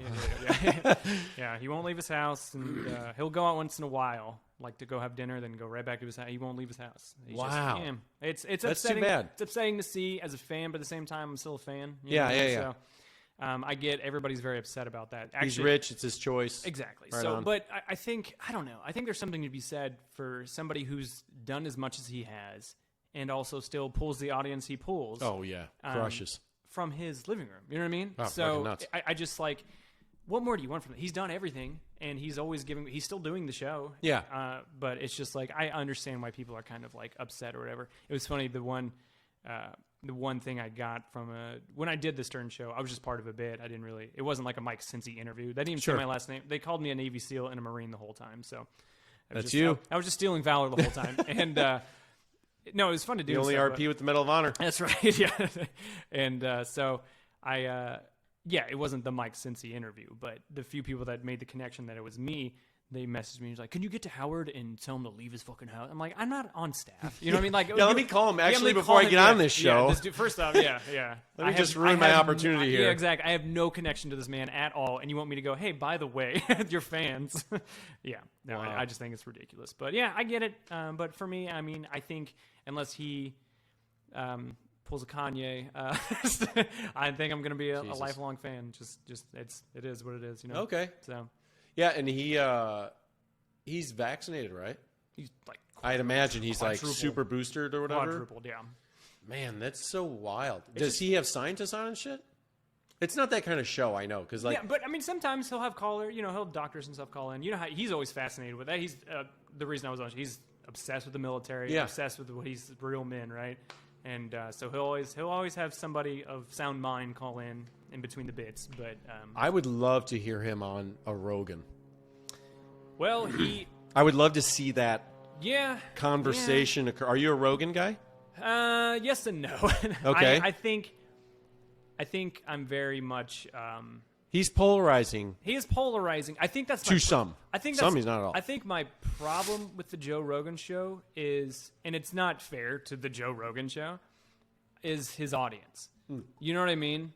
If you go to a bar right now and you talk to anybody, and if you did a poll and said who's Joe Rogan fans, the douchiest people will raise their hand. You know what I mean? It's right, exactly. And it sucks because I am like 2 degrees of separation away from the Joe Rogan show because I know so many people in San Antonio and Austin and just like from the mill meme community and all that other stuff.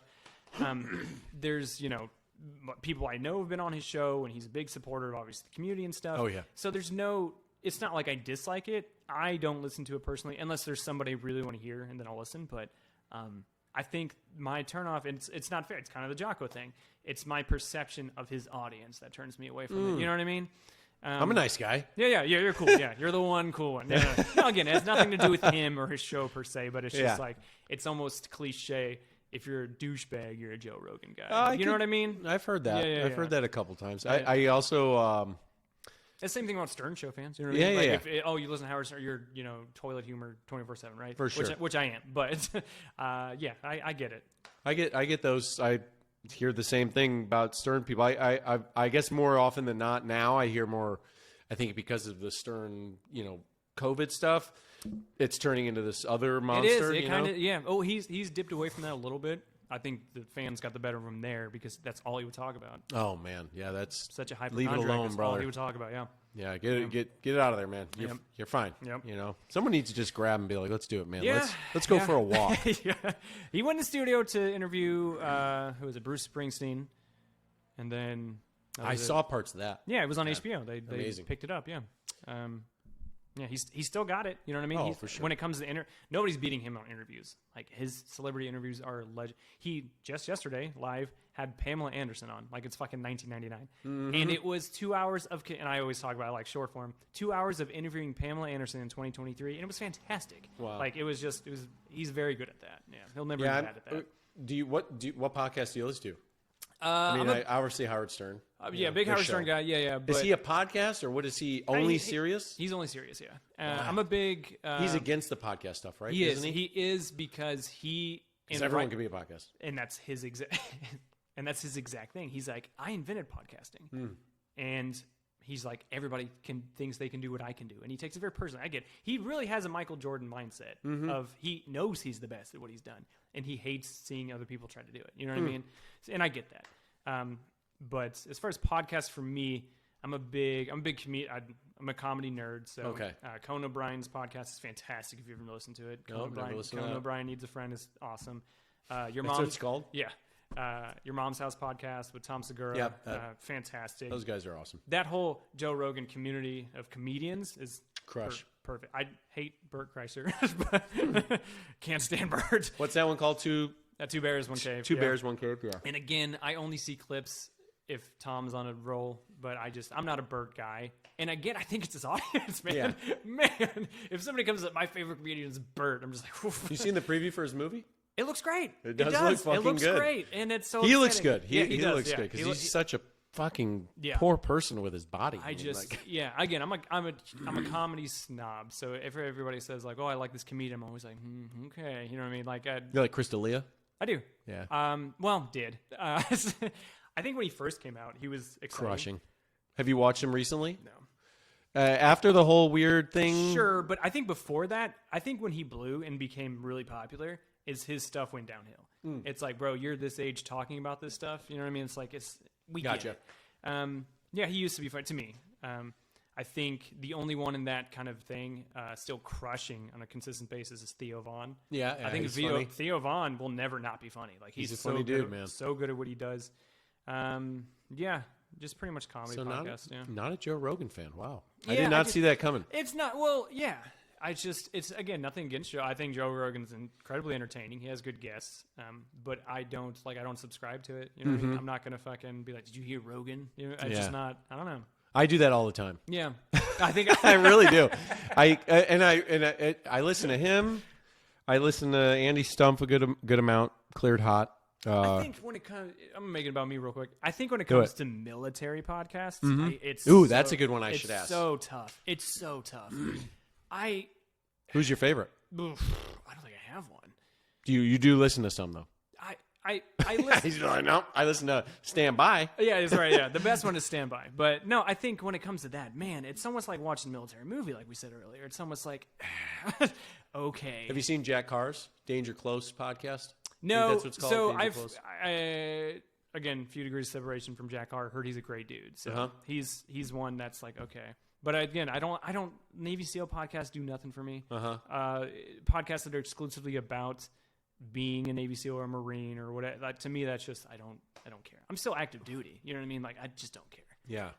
It's not something I pursue in my. There's definitely a market for that, for sure. Make your money, bros. Like, do whatever you gotta do. And it's the same thing. Like, I'm close with the Black Rifle Coffee guys. Like, I have them in my phone close, and even them. I mean, they're always constantly putting out fucking new shit. But tell them to answer my DMs. Yeah. Oh, really? What the fuck? Which one? Well, I tried to get them to. I reached out to them before once the program stopped and I stopped working for the program. I was like, there needs to be a Black Rifle Coffee in Brookshire, Texas. And there's one in Houston. They're opening a new one in Houston. There's one fucking an hour away from here, and then there's another one an hour away. And I'm like, well, this is a perfect area. And I wrote this long, ridiculous direct message. I'm like, oh, please, I will help you. I will do all the groundwork. I'll do the research. You need to open one fucking here, guys. Yeah, fair enough. There's one in Dallas I go to all the time when I'm up there working. Okay. I do. But I listen to those guys when they're on. It's the same thing.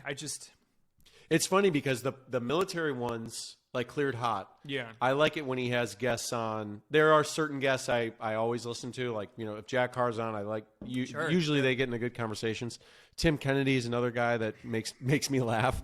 I like it when he has cops on. I like it when he has he had like a CIA interrogator on one time. Yeah. And you know, all the Secret Service lady, all those things that are like peripheral that are also wild fucking jobs. Yeah. I like hearing those insight. Like Rogan has this dude that was a fucking wildlife dude that ended up becoming a tactical fucking wildlife guy because the cartel was growing weed and he had to like fight the cartel. He went from like being like, hey, stop fishing. Hey, stop bringing cocaine across the border. And he's, you know, they got RPGs and fucking all these other things.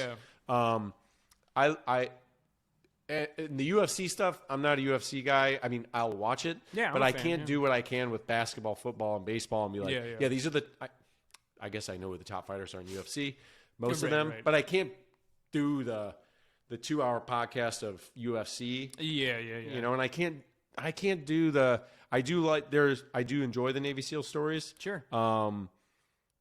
Depending on who it is, I guess. You know, I don't want to hear like, I don't know. I don't know what I don't want to hear. It's just when I hear it, I'm like, I kind of fade off. I'm like, I'm good. Yeah, as someone who's never been through buds, I've heard enough bud stories to, you know what I mean? Like, I get it. Like, it's fucking hard. Right? Did you know it was sucks. hard? Yeah, it's fucking cold. You got to be up early. Don't ring the bell unless you're a bitch. You swim a lot. Yeah. Yeah, that's kind of where I'm at with it, and especially serving, you know, in the communities I've served, it's kind of like, okay, I've heard enough. You know, there's no stories that are gonna blow my fucking tits off. Right? There's just not. Not that I'm looking for that, but it's yeah. Don't blow your tits off. Yeah, exactly. Yeah, just no one blow my tits off, please. Yeah, it's just I'm good. There's nothing that's gonna be, unless it's something that's brand new, no one's heard, and it's like, you need to hear this shit. That's different. But I've heard enough. You know what I mean? Are the Stern? Is there a Stern versus Rogan side? Is there like a? If you're I mean, I know maybe no one's going to tell me I can't listen to both at the same fucking time, but you know what I mean? Like, people get very tribal. They are. With their they peeps, are very much so. And I think that's the problem with, I think, just content as a whole these days. It's like, you always have to be versus. You know what I mean? You can't be a fan. And I think that's crazy. I think we have so much good content coming at us from all sides. Yeah. You should be able to do whatever the fuck you want, right? But I think there might be. I also think Stern fans are a little bit older. Yeah. So I think they're a little kind of stuck in their ways. Sure. And Joe Rogan is obviously a little bit newer, so I think I think it's just the age gap of listeners, really. Yeah, podcasting is a weird thing. I think it's awesome. I don't know why anyone would not. When done correctly, it's good, I mean, and I guess, you know, it's funny. I listen to my podcast and I'm like, man, I could have done better there, or I suck, even though all my friends are like, yeah, you're doing a great job, blah, blah, blah, you know, and then some of my other friends are like, yeah, maybe next time you could do it like this. Or my wife's my best critic, because she'll literally listen to the whole thing, and then she'll go, but you didn't even fucking tell who the person was till 20 minutes into the goddamn podcast. I'm like, God damn it. Yeah, you're right. I'm so stupid. Start it again. I'm going to go bash my head against weights in here. Another thing I just thought of. It's not a podcast, but I'm a big Pat McAfee guy. Oh, fuck yeah. Yeah, so he's one that gold chain gang. Hey, there you go. It's funny, when I was starting this podcast up, I was listening to him while I would do research on like equipment and stuff like that. Mm-hmm. And I'd watch him and I'm just like, man, this guy, he's born to do it. This like, guy's meant to do this. Yes. And I love the wrestling aspect that he brings to it. Yeah. That's an area that I would love to tap into. Yeah. By the way, if Sergeant Slaughter, thank you for the follow. Oh, really? Oh, nice. It was fucking nuts. He's followed a few other people, but follow me. What the fuck, Sergeant Slaughter? Not on Instagram, on Twitter, but okay. Yeah, that was hilarious. But I love his whole show. But that's like a fucking production. That's not a. Oh no, it's not a podcast. It's a show. You know, it's a show. I wonder how many companies have offered him like, hey, we want to pay you, please, to be on Fox, or we want to pay you to be on ESPN. I mean, he's probably like, well, I'm good. I watch it pretty much if I'm home. Like I leave YouTube on for the dog when she's home, because she doesn't like the quiet like I do. And kind of dog? Saint Berdoodle. Okay. Yeah, you can doodle anything these days. And so the show comes on 11 a.m. every single day, whether I'm there or not. And so I study him a little bit more closely than most people, and he's been so successful at the way he's doing stuff. If you watch, like, ESPN obviously has a friendly relationship with him. He does College Game Day and stuff like that. Yep. But ESPN is trying to carbon copy him so hard. Like, have you seen like RG3 and his friends and trying to do? ESPN literally is like, go be Pat McAfee. And that guy needs to hit the road. Yeah, and it's cringy. No offense, RG3. I just don't think you're that great. And it's so cringy. They're trying to like, hey, we're going to be friendly with Pat McAfee, but also try and pick his brain because he's crushing it. Yeah. I think it's funny for somebody like him still living in Indiana, small market.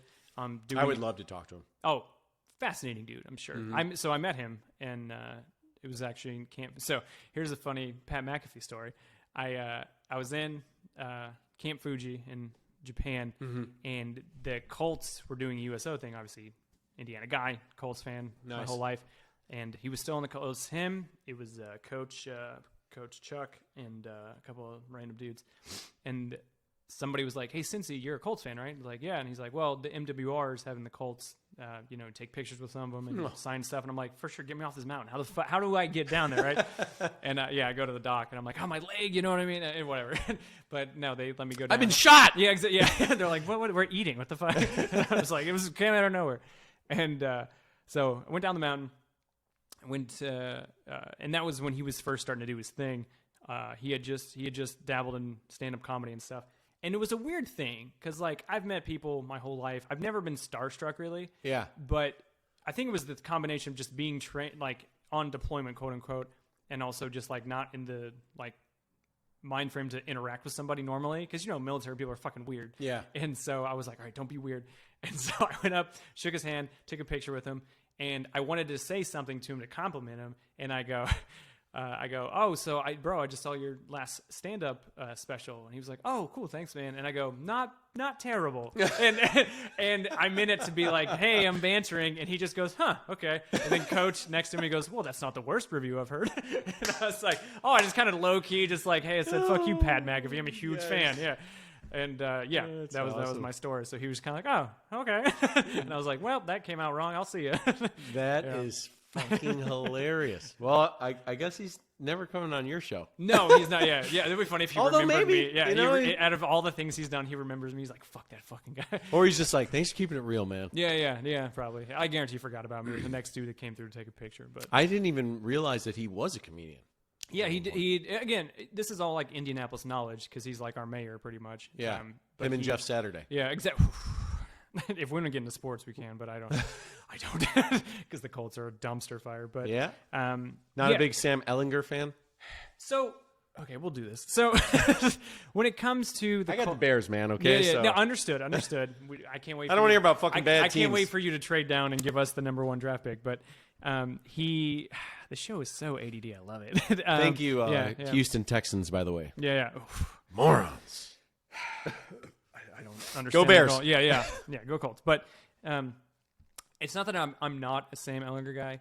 It's just he is someone who needs to be a true number 2 for a few years and then possibly make a start. Derek Carr, man. You guys should go after Derek Carr. I am so sick of this organization becoming the fucking retirement home for quarterbacks. It started with fucking Phillip Rivers, Andrew Luck. That could have been the dude, right?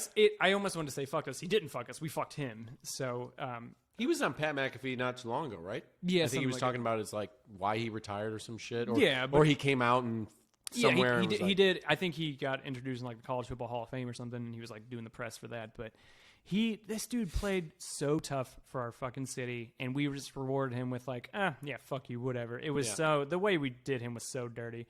But yeah, his retirement really sent us into a funk because it took us by surprise, and then we just went through this fucking quarterback carousel of like fucking Jacoby Brissett, who we should have kept, and then fucking Phillip Rivers, and then Carson Wentz, and then fucking who the fuck was it?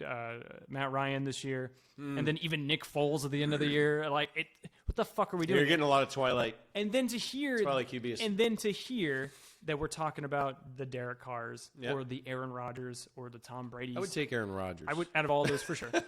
But and just like, can we not start new? Like, again, to fill the shadow of first Peyton Manning and then Andrew Luck. You need a Justin Fields. Yeah. Hey, you know what I'm saying? I would love a Justin Fields. He's your only player. He really is. And so it's been so upsetting for a culture that Indiana is a big sports state. So I mean, most of the Midwest is big sports, but we have a culture of winning. The Pacers, I jinxed us because I said on the episode, my last podcast, like we were doing really well, and then we went on a 7-game losing streak because I jinxed us. But we're very passionate about our sports team. So when we suck, we're so fucking angry. You know what I mean? So it's to watch this Colts team go from the Peyton Manning, Andrew Luck years to what the fuck is going on. Yeah. Those years were Incredible. sexy. Incredible. Yeah, I literally, I remember when we won the Super Bowl against your Bears. Yep. And the Watch next that. Yeah, I did too. And then the next day, all schools in Indiana were closed to celebrate. They shut down the school. That's first off. That sounds about right. Midwest is best, right? Because we love sports so much. When the Bulls won their first title, I remember getting out of school. There was no school, or my parents, we didn't go to school. Yeah. And they took me down to the parade. Oh, that's awesome. No, that's awesome. Insane. Yeah. No, so it's like, yeah, when you're good, it's great, but when you're bad, it's almost like, what do we don't know how to be bad. You're going to school twice. Yeah, exactly. You're going to detention. Yeah. Your school's going to be a little longer today because the Colts suck. You can thank Phillip Rivers for your detention. Oh, man. Yeah. No, man, it's rough. I really wish they would just stop this nonsense of these old quarterbacks fucking And Pat McAfee's like a fucking diehard Colts fan. Well, I mean, they got gave him a career. Yeah, they gave him a career, so why wouldn't you be? But yeah, I mean, fucking put Pat McAfee at quarterback. If you saw him at WrestleMania, the man can still move. Yeah. Yeah, I don't know. I think that chain's starting to get a little heavier and heavier. You think so? Yeah. As the seasons go on, the chain looks like it gets a quarter diameter bigger every. Soon he's gonna have like a rope. Yeah, exactly. Run DMC rope on that. He can hang himself. A clock. Yeah. Yeah. I do love that show. I love that guy's got a fucking skill, man. And it's funny to watch those people like do their thing, and then you'll watch like I always complain like I get stuck watching Undisputed or something, and I'm like, yeah. I like Shannon Sharp. I do like him for most things except for his Jordan LeBron stuff. I'm a Jordan guy. So we can just fucking put that out there, people. He's the best ever. Got it. That's Moving it. on. That's it. And then it's Reggie Miller. And then, yeah. Now we'll get into some here, boy. But yeah, that's Skip Bayless. I'd love to talk to him, but I don't think I would. You know what I mean? I'd have to talk to him. I don't think I would. I think his whole identity now is just trying to annoy people. It could be that kind of what do they call it? Troll? Yeah. Troll motherfuckers and getting them going. Like he said something the other day, and I posted on my Twitter, and I was like, I forget what he said. I don't have my freaking phone's over there. It's being camera.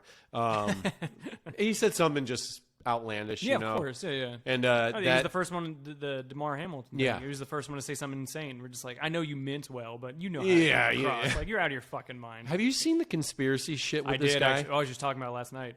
What the fuck is going on? They asked Josh Allen directly about it. Like, I think NFL Network was doing a show, and they were like, "Have you heard this?" He's like, "What the fuck, really?" First of all, why the fuck are you asking that question on television? Yeah. And was this after they lost? Yeah. Oh yeah, I'd be like, okay, guy. Yeah. I got other things on the plate right now. No, but it's conspiracy theories. Big publications are talking about, is this true? And I just think it's so wild. I don't know. It's one of those conspiracies you start to.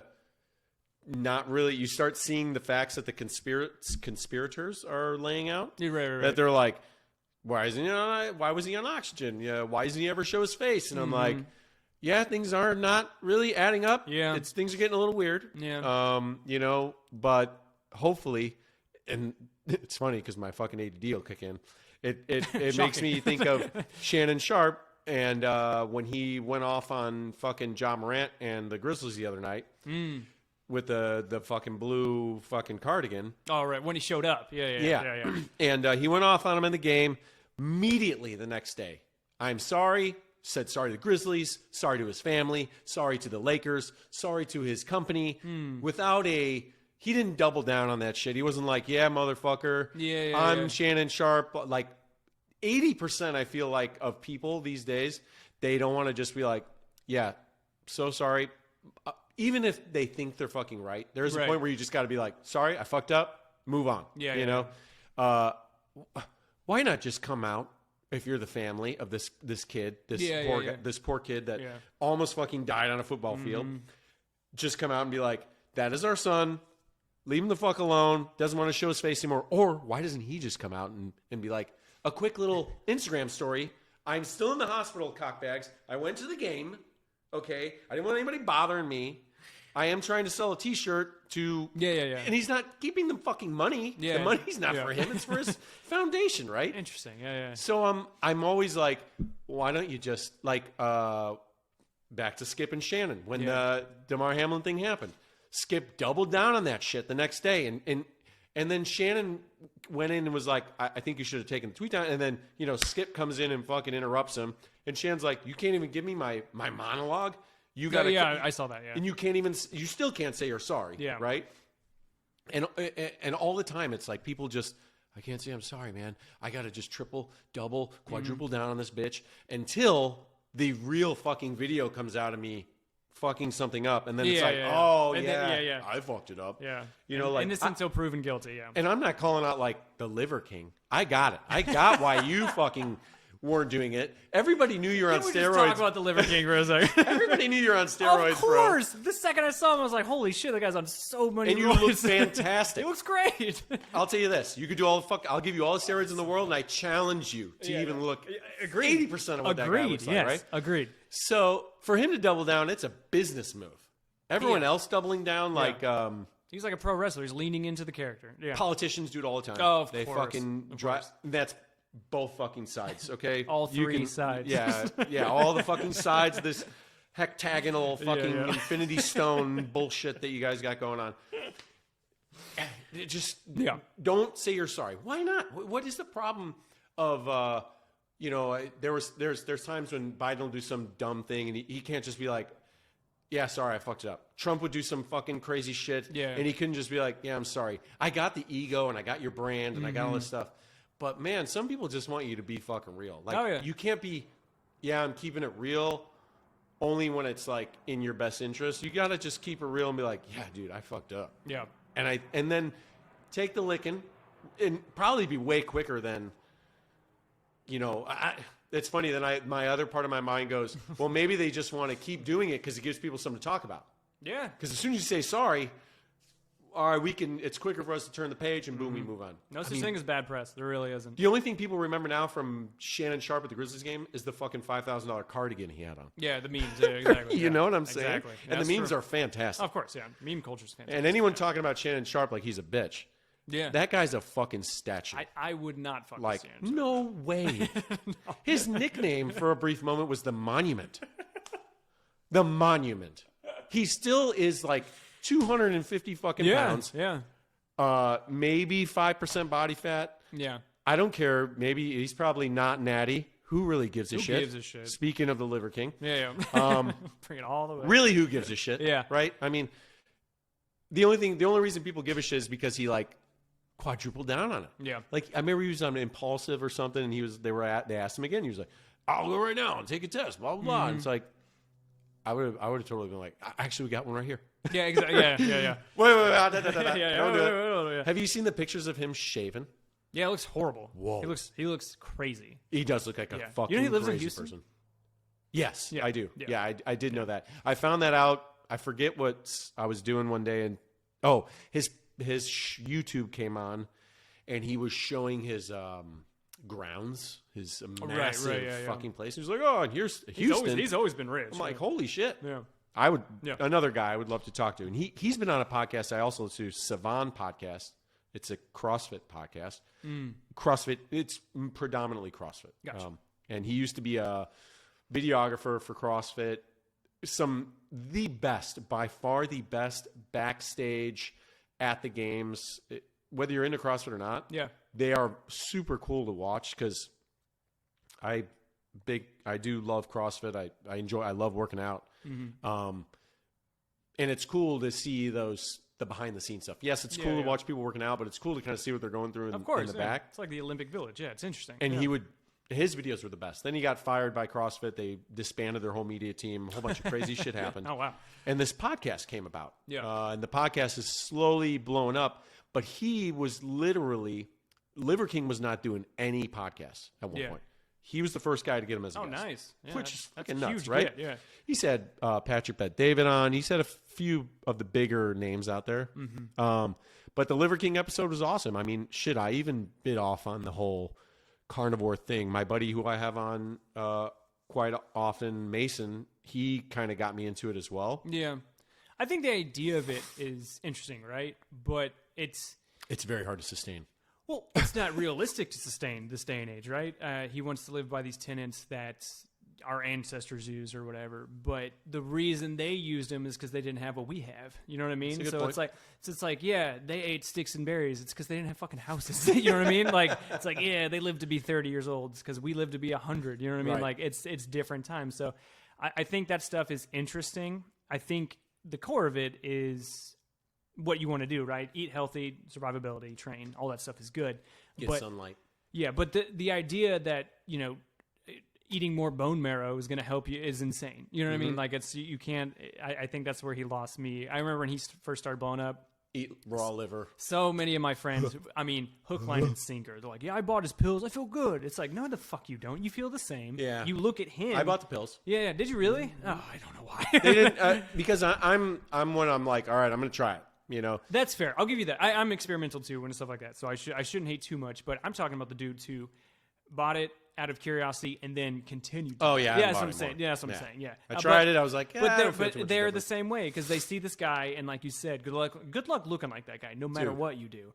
And then they take these bone marrow pills and they do 7 push-ups and they go, yeah, I feel it. You know, It must have been the bone marrow. It must have been the fucking bone marrow. Yeah, Not that I've been doing push-ups every single day. exactly. And I finally yes. got to exactly be able yeah, to do this. But yeah, so it's the people who believed it so much to the point that when he came out and talked about his steroid use, most normal people with working eyeballs went, yeah, of course you're on steroids. But then the other people were like, I can't believe it. It's like, you're a fucking idiot. Yeah. You're a fucking idiot. And those people are just fucking enablers. Yeah, exactly. You know, that's the way you look at it. They're Very like, much so. I'm just gonna be, I'm gonna die on this cross. Yeah. You know, like you brought up my boy, you know, Kanye. Yeah, And that's right. do you think I'm going to die on the fucking cross, for lack of a better term, RP and Holocaust denier Kanye West? I'm not going to die on the cross when somebody's out there doing that kind of stuff. And I'm going to be like, bro, you can go fuck yourself right now. Like, I'm not even, I don't care who you are. If Michael Jordan came out tomorrow and was like, I hate all whatever, you pick the thing, right? Pick the thing, yeah. I'd be like, what? Yeah. Unless it's fucking Nazis, I'm probably, I'm going to be like, hey, bro, Even like, then, what a weird announcement. I hate all women. I'd be like, what? Are you okay? Like, why would you ever, one, why would you say that? Two, are you just a complete piece of shit? If he just came out and said, I hate Isaiah Thomas, we'd be like, oh, yeah, we know. Yeah, we got that one. Yeah, we know that. Hate's a strong word, Yeah. okay? You really, really dislike him. Yeah, man, it's, I don't want to go too deep into Kanye West because that's a very touchy subject and I get for that. me. Well, that's why I made the comparison, like, unless Howard Stern does a Kanye, because if he came out and did something so boisterously insane, that it would affect me, because I'm sure it affected you as a fan. You're like, I supported you all this time, and you have We should defund the military or something. It'd be like, what? even that. I mean, whatever. But I get it. No, it has to suck. But I like his music, some of it. But Yeah, definitely. I hope he gets the help he needs. Like, truly. Yeah, there's a rumor going around. It's funny. My wife was like, "Yeah, did you hear that he got married?" I was like, "He got Oh fucking my god, married." Perfect. But someone was saying it's because there was like a law that he was trying to avoid to be Baker acted. So I guess when you're married, if he gets wind that, I guess the rumor is he got wind that someone was going to try to Baker act him, and he married the Yeezy fucking design lady who looks almost identical to Kim Kardashian. They're very similar looking. Of course she does, yeah. And he's been very out with, like, he thinks Kim Kardashian's the perfect woman, blah, blah. And Yeah. got it. So he married this lady to avoid this, I forget what I almost said 1093, but to avoid doing his taxes. But he did like it to the avoid 5150. being Baker acted. Yeah. And I was like, whoa, they said the same thing when he did the whole religious thing. Yeah. He was trying to do some tax loophole shit. Yeah. Which, man, that was a long run of avoiding your taxes if that's what it was for. But yeah, it's funny how people get in their camps and they just can't be like, it's the same thing with politics. Like, and it's like the team mentality. It's like, I'm always going to be a Bulls fan, but I'm not one of those Bulls fans that's like, fuck the Knicks, man. Right. Like, right. God damn it. Like, there's people I know that are from Chicago and they are Cubs fans and they will shit on the White Sox. And I'm like, they are from Chicago. Yeah, bro. yeah, And yeah, when I tell somebody, I'm like, I'm not a massive baseball fan, Same. but I'm not like such a, I like them both. They're from Chicago. Yeah. You know, I'm like, great, good. Yeah. Yankees, Mets, same kind of fucking hate for each other. You know, go fuck yourself, Sure, blah, blah, blah. sure. And I think that's like, maybe not oozed in. Maybe the other groups out there decided, well, why don't we just make it like fucking teams? These people go nuts over these sports. What if we make it about real issues? And people have just been like, I'm in the Liver King camp. Right. And this is my fucking camp. Yeah. And just because he said did steroids, I still don't think he did steroids. It's like, oh, whoa, okay, you need to take a breath. Well, bro. I mean, you know, politics are the same way. I cannot imagine a more depressing life than someone who's like into politics. I cannot imagine a sadder life, whether you're left or right, whatever you are. Once you pick a side and you decide this is my identity, this is everything I am, and I'm going to be mad about the other side all the time. What a horrible existence. Yep. I'm gonna say I've never voted in my life. I don't care about politics. I've from a young age thought politics was very. There's some people that are gonna be triggered. Yeah, exactly. But it's who we're talking to. But what? Yeah, I from a young age, I always thought politics were so weird. They never made sense to me. I understand the election system and stuff. I get that. So you were at January 6th. Yeah, I was actually at January. I got a late text. They said, "Where are you?" You and at? Alex were texting back and forth. Exactly. Yeah. And no, I've never once have I met a politician, even from a small, community to the national scale, have I been like, I like you. I'm going to vote for you. I'm going to put my name to your name. Not once have I ever done that. Wow. Yeah. I remember, I have a funny politician story. One day I was working out in Chicago. Obama was about to go into the election cycle. His name had been out there, blah, blah, blah. He wasn't president yet. And he was working out at a gym. I didn't know he was there working out, but I went to the locker room and went to go change, and there was security people detail everywhere. And I wasn't in the military yet, but you kind of know what they look like in movies and stuff like that. Right, yeah. They're pretty cliche. And there he is, in his towel on a cell phone, just back and forth. I was taking pics. and I was just like, oh, that's Barack Obama, blah, blah, blah. And, later on he became fucking, El Presidente. Did he? That's weird. I knew that name. That's my only good politician story. Yeah, I don't have any other good ones. You caught him in a towel. That's a good story. I moved here right when, it was Trump heavy, so it was pretty wild coming from California. Yeah. People saw my Cali plates and they were like, "This fucking terrorist." My neighborhood was pretty awesome, like welcoming and all that. That's good. I would say that people shit on Texas. It's funny. Texas gets shit and California gets their shit, And I'm from both of the. I've been in both. Now I've lived here for a while. I lived in California for a long time. I've lived in Chicago for a long time. And the most welcoming people I've ever met is here in Houston. Oh, interesting. Yeah, I'll never forget. I moved here. I went to a brewery, like a craft beer spot in the area. I went and sat down at the bar, and I don't like people talking to me really. Normally, that's just how I've been. I'm like, I go to the bar and I'm like, I don't fucking know you or don't want to talk like when to you go alone? Yeah, I'm the same way. Yeah, for sure. Excuse me. But the first thing, I sit down at the bar. Hi, blah, blah, blah. Get the beer. There's some gentleman sitting like two seats down, two stools down. And he's like, hey, man, how's it going? And I'm like, good. Yeah, I'm like, what is this fucking guy going to sell me right now? He's like, oh, where are you from? I'm like, oh, I just moved here, blah, blah, blah. Oh, great. Yeah, what'd you used to do? And he just kind of was like very... He was interrogating. Yeah, kind of. But then he was like, that's where, my spidey sense was like, oh, yes. Put your guard up here. Yeah. And he was like, oh, yeah, that's awesome. Well, if you're looking for a job, now that you're out of the military, I might be able to help you out. I got a couple businesses in the area where if I live in Jordan, I live in Jordan Ranch right now. Not going to dox myself, but yeah. But and he's like, oh, I live blah blah blah, and I got a couple kids. Do you have any kids? Maybe we can get a play date together. I'm like, what the fuck is happening right now? Yeah. And normally every place that I'm from, mostly big cities, it's like, yeah, you don't just talk to people you don't know. Definitely not. Especially dudes talking to dudes. Yeah. No. Yeah. Now, if a chick talks to you, it's probably because she was like trying to get a date. Is what I'm used to. Yeah. And I think most people are used to. But I would say the most especially my neighbors. I never imagined a place where I'd be like, Yeah, we usually have parties in the street here, just hanging out. Not Yeah, parties, but Yeah. everyone just go out and play. You know, okay, yeah, have some beers. So I will say that if, it's the most, I don't know, not hospitable, but Welcoming. well, I guess welcoming is Yeah. a nice way to put it. So, Warm, welcoming, yeah. and That's California has its own great things. So people shit on California all the time. I'm like, dude. To be fair, the only time I've been to California is for training. And, yeah, I don't really have... I will say, though, I had a very... one of my corpsmen was from L.A. He's a big California guy. And we were in 29 Palms doing training, and we had the duty van. And so What a place. And so obviously we had the duty van, so we're like, let's drive away from this place. So we did. And he was like, hey, bro, I can show you like Hollywood Boulevard and all this stuff. And I was like, okay, cool. I've never been. And so I went, it's disgusting. It's the grossest thing I've ever seen in my life. But it was funny because he, again, being from there, he was just like, yeah, look at this tourist attraction. Let's go to Skid Row. Yeah, and I was just like, this is disgusting. Like, Yeah. I was so grossed out. And they took me to see like the Magic Johnson statue and stuff, and I was like, okay.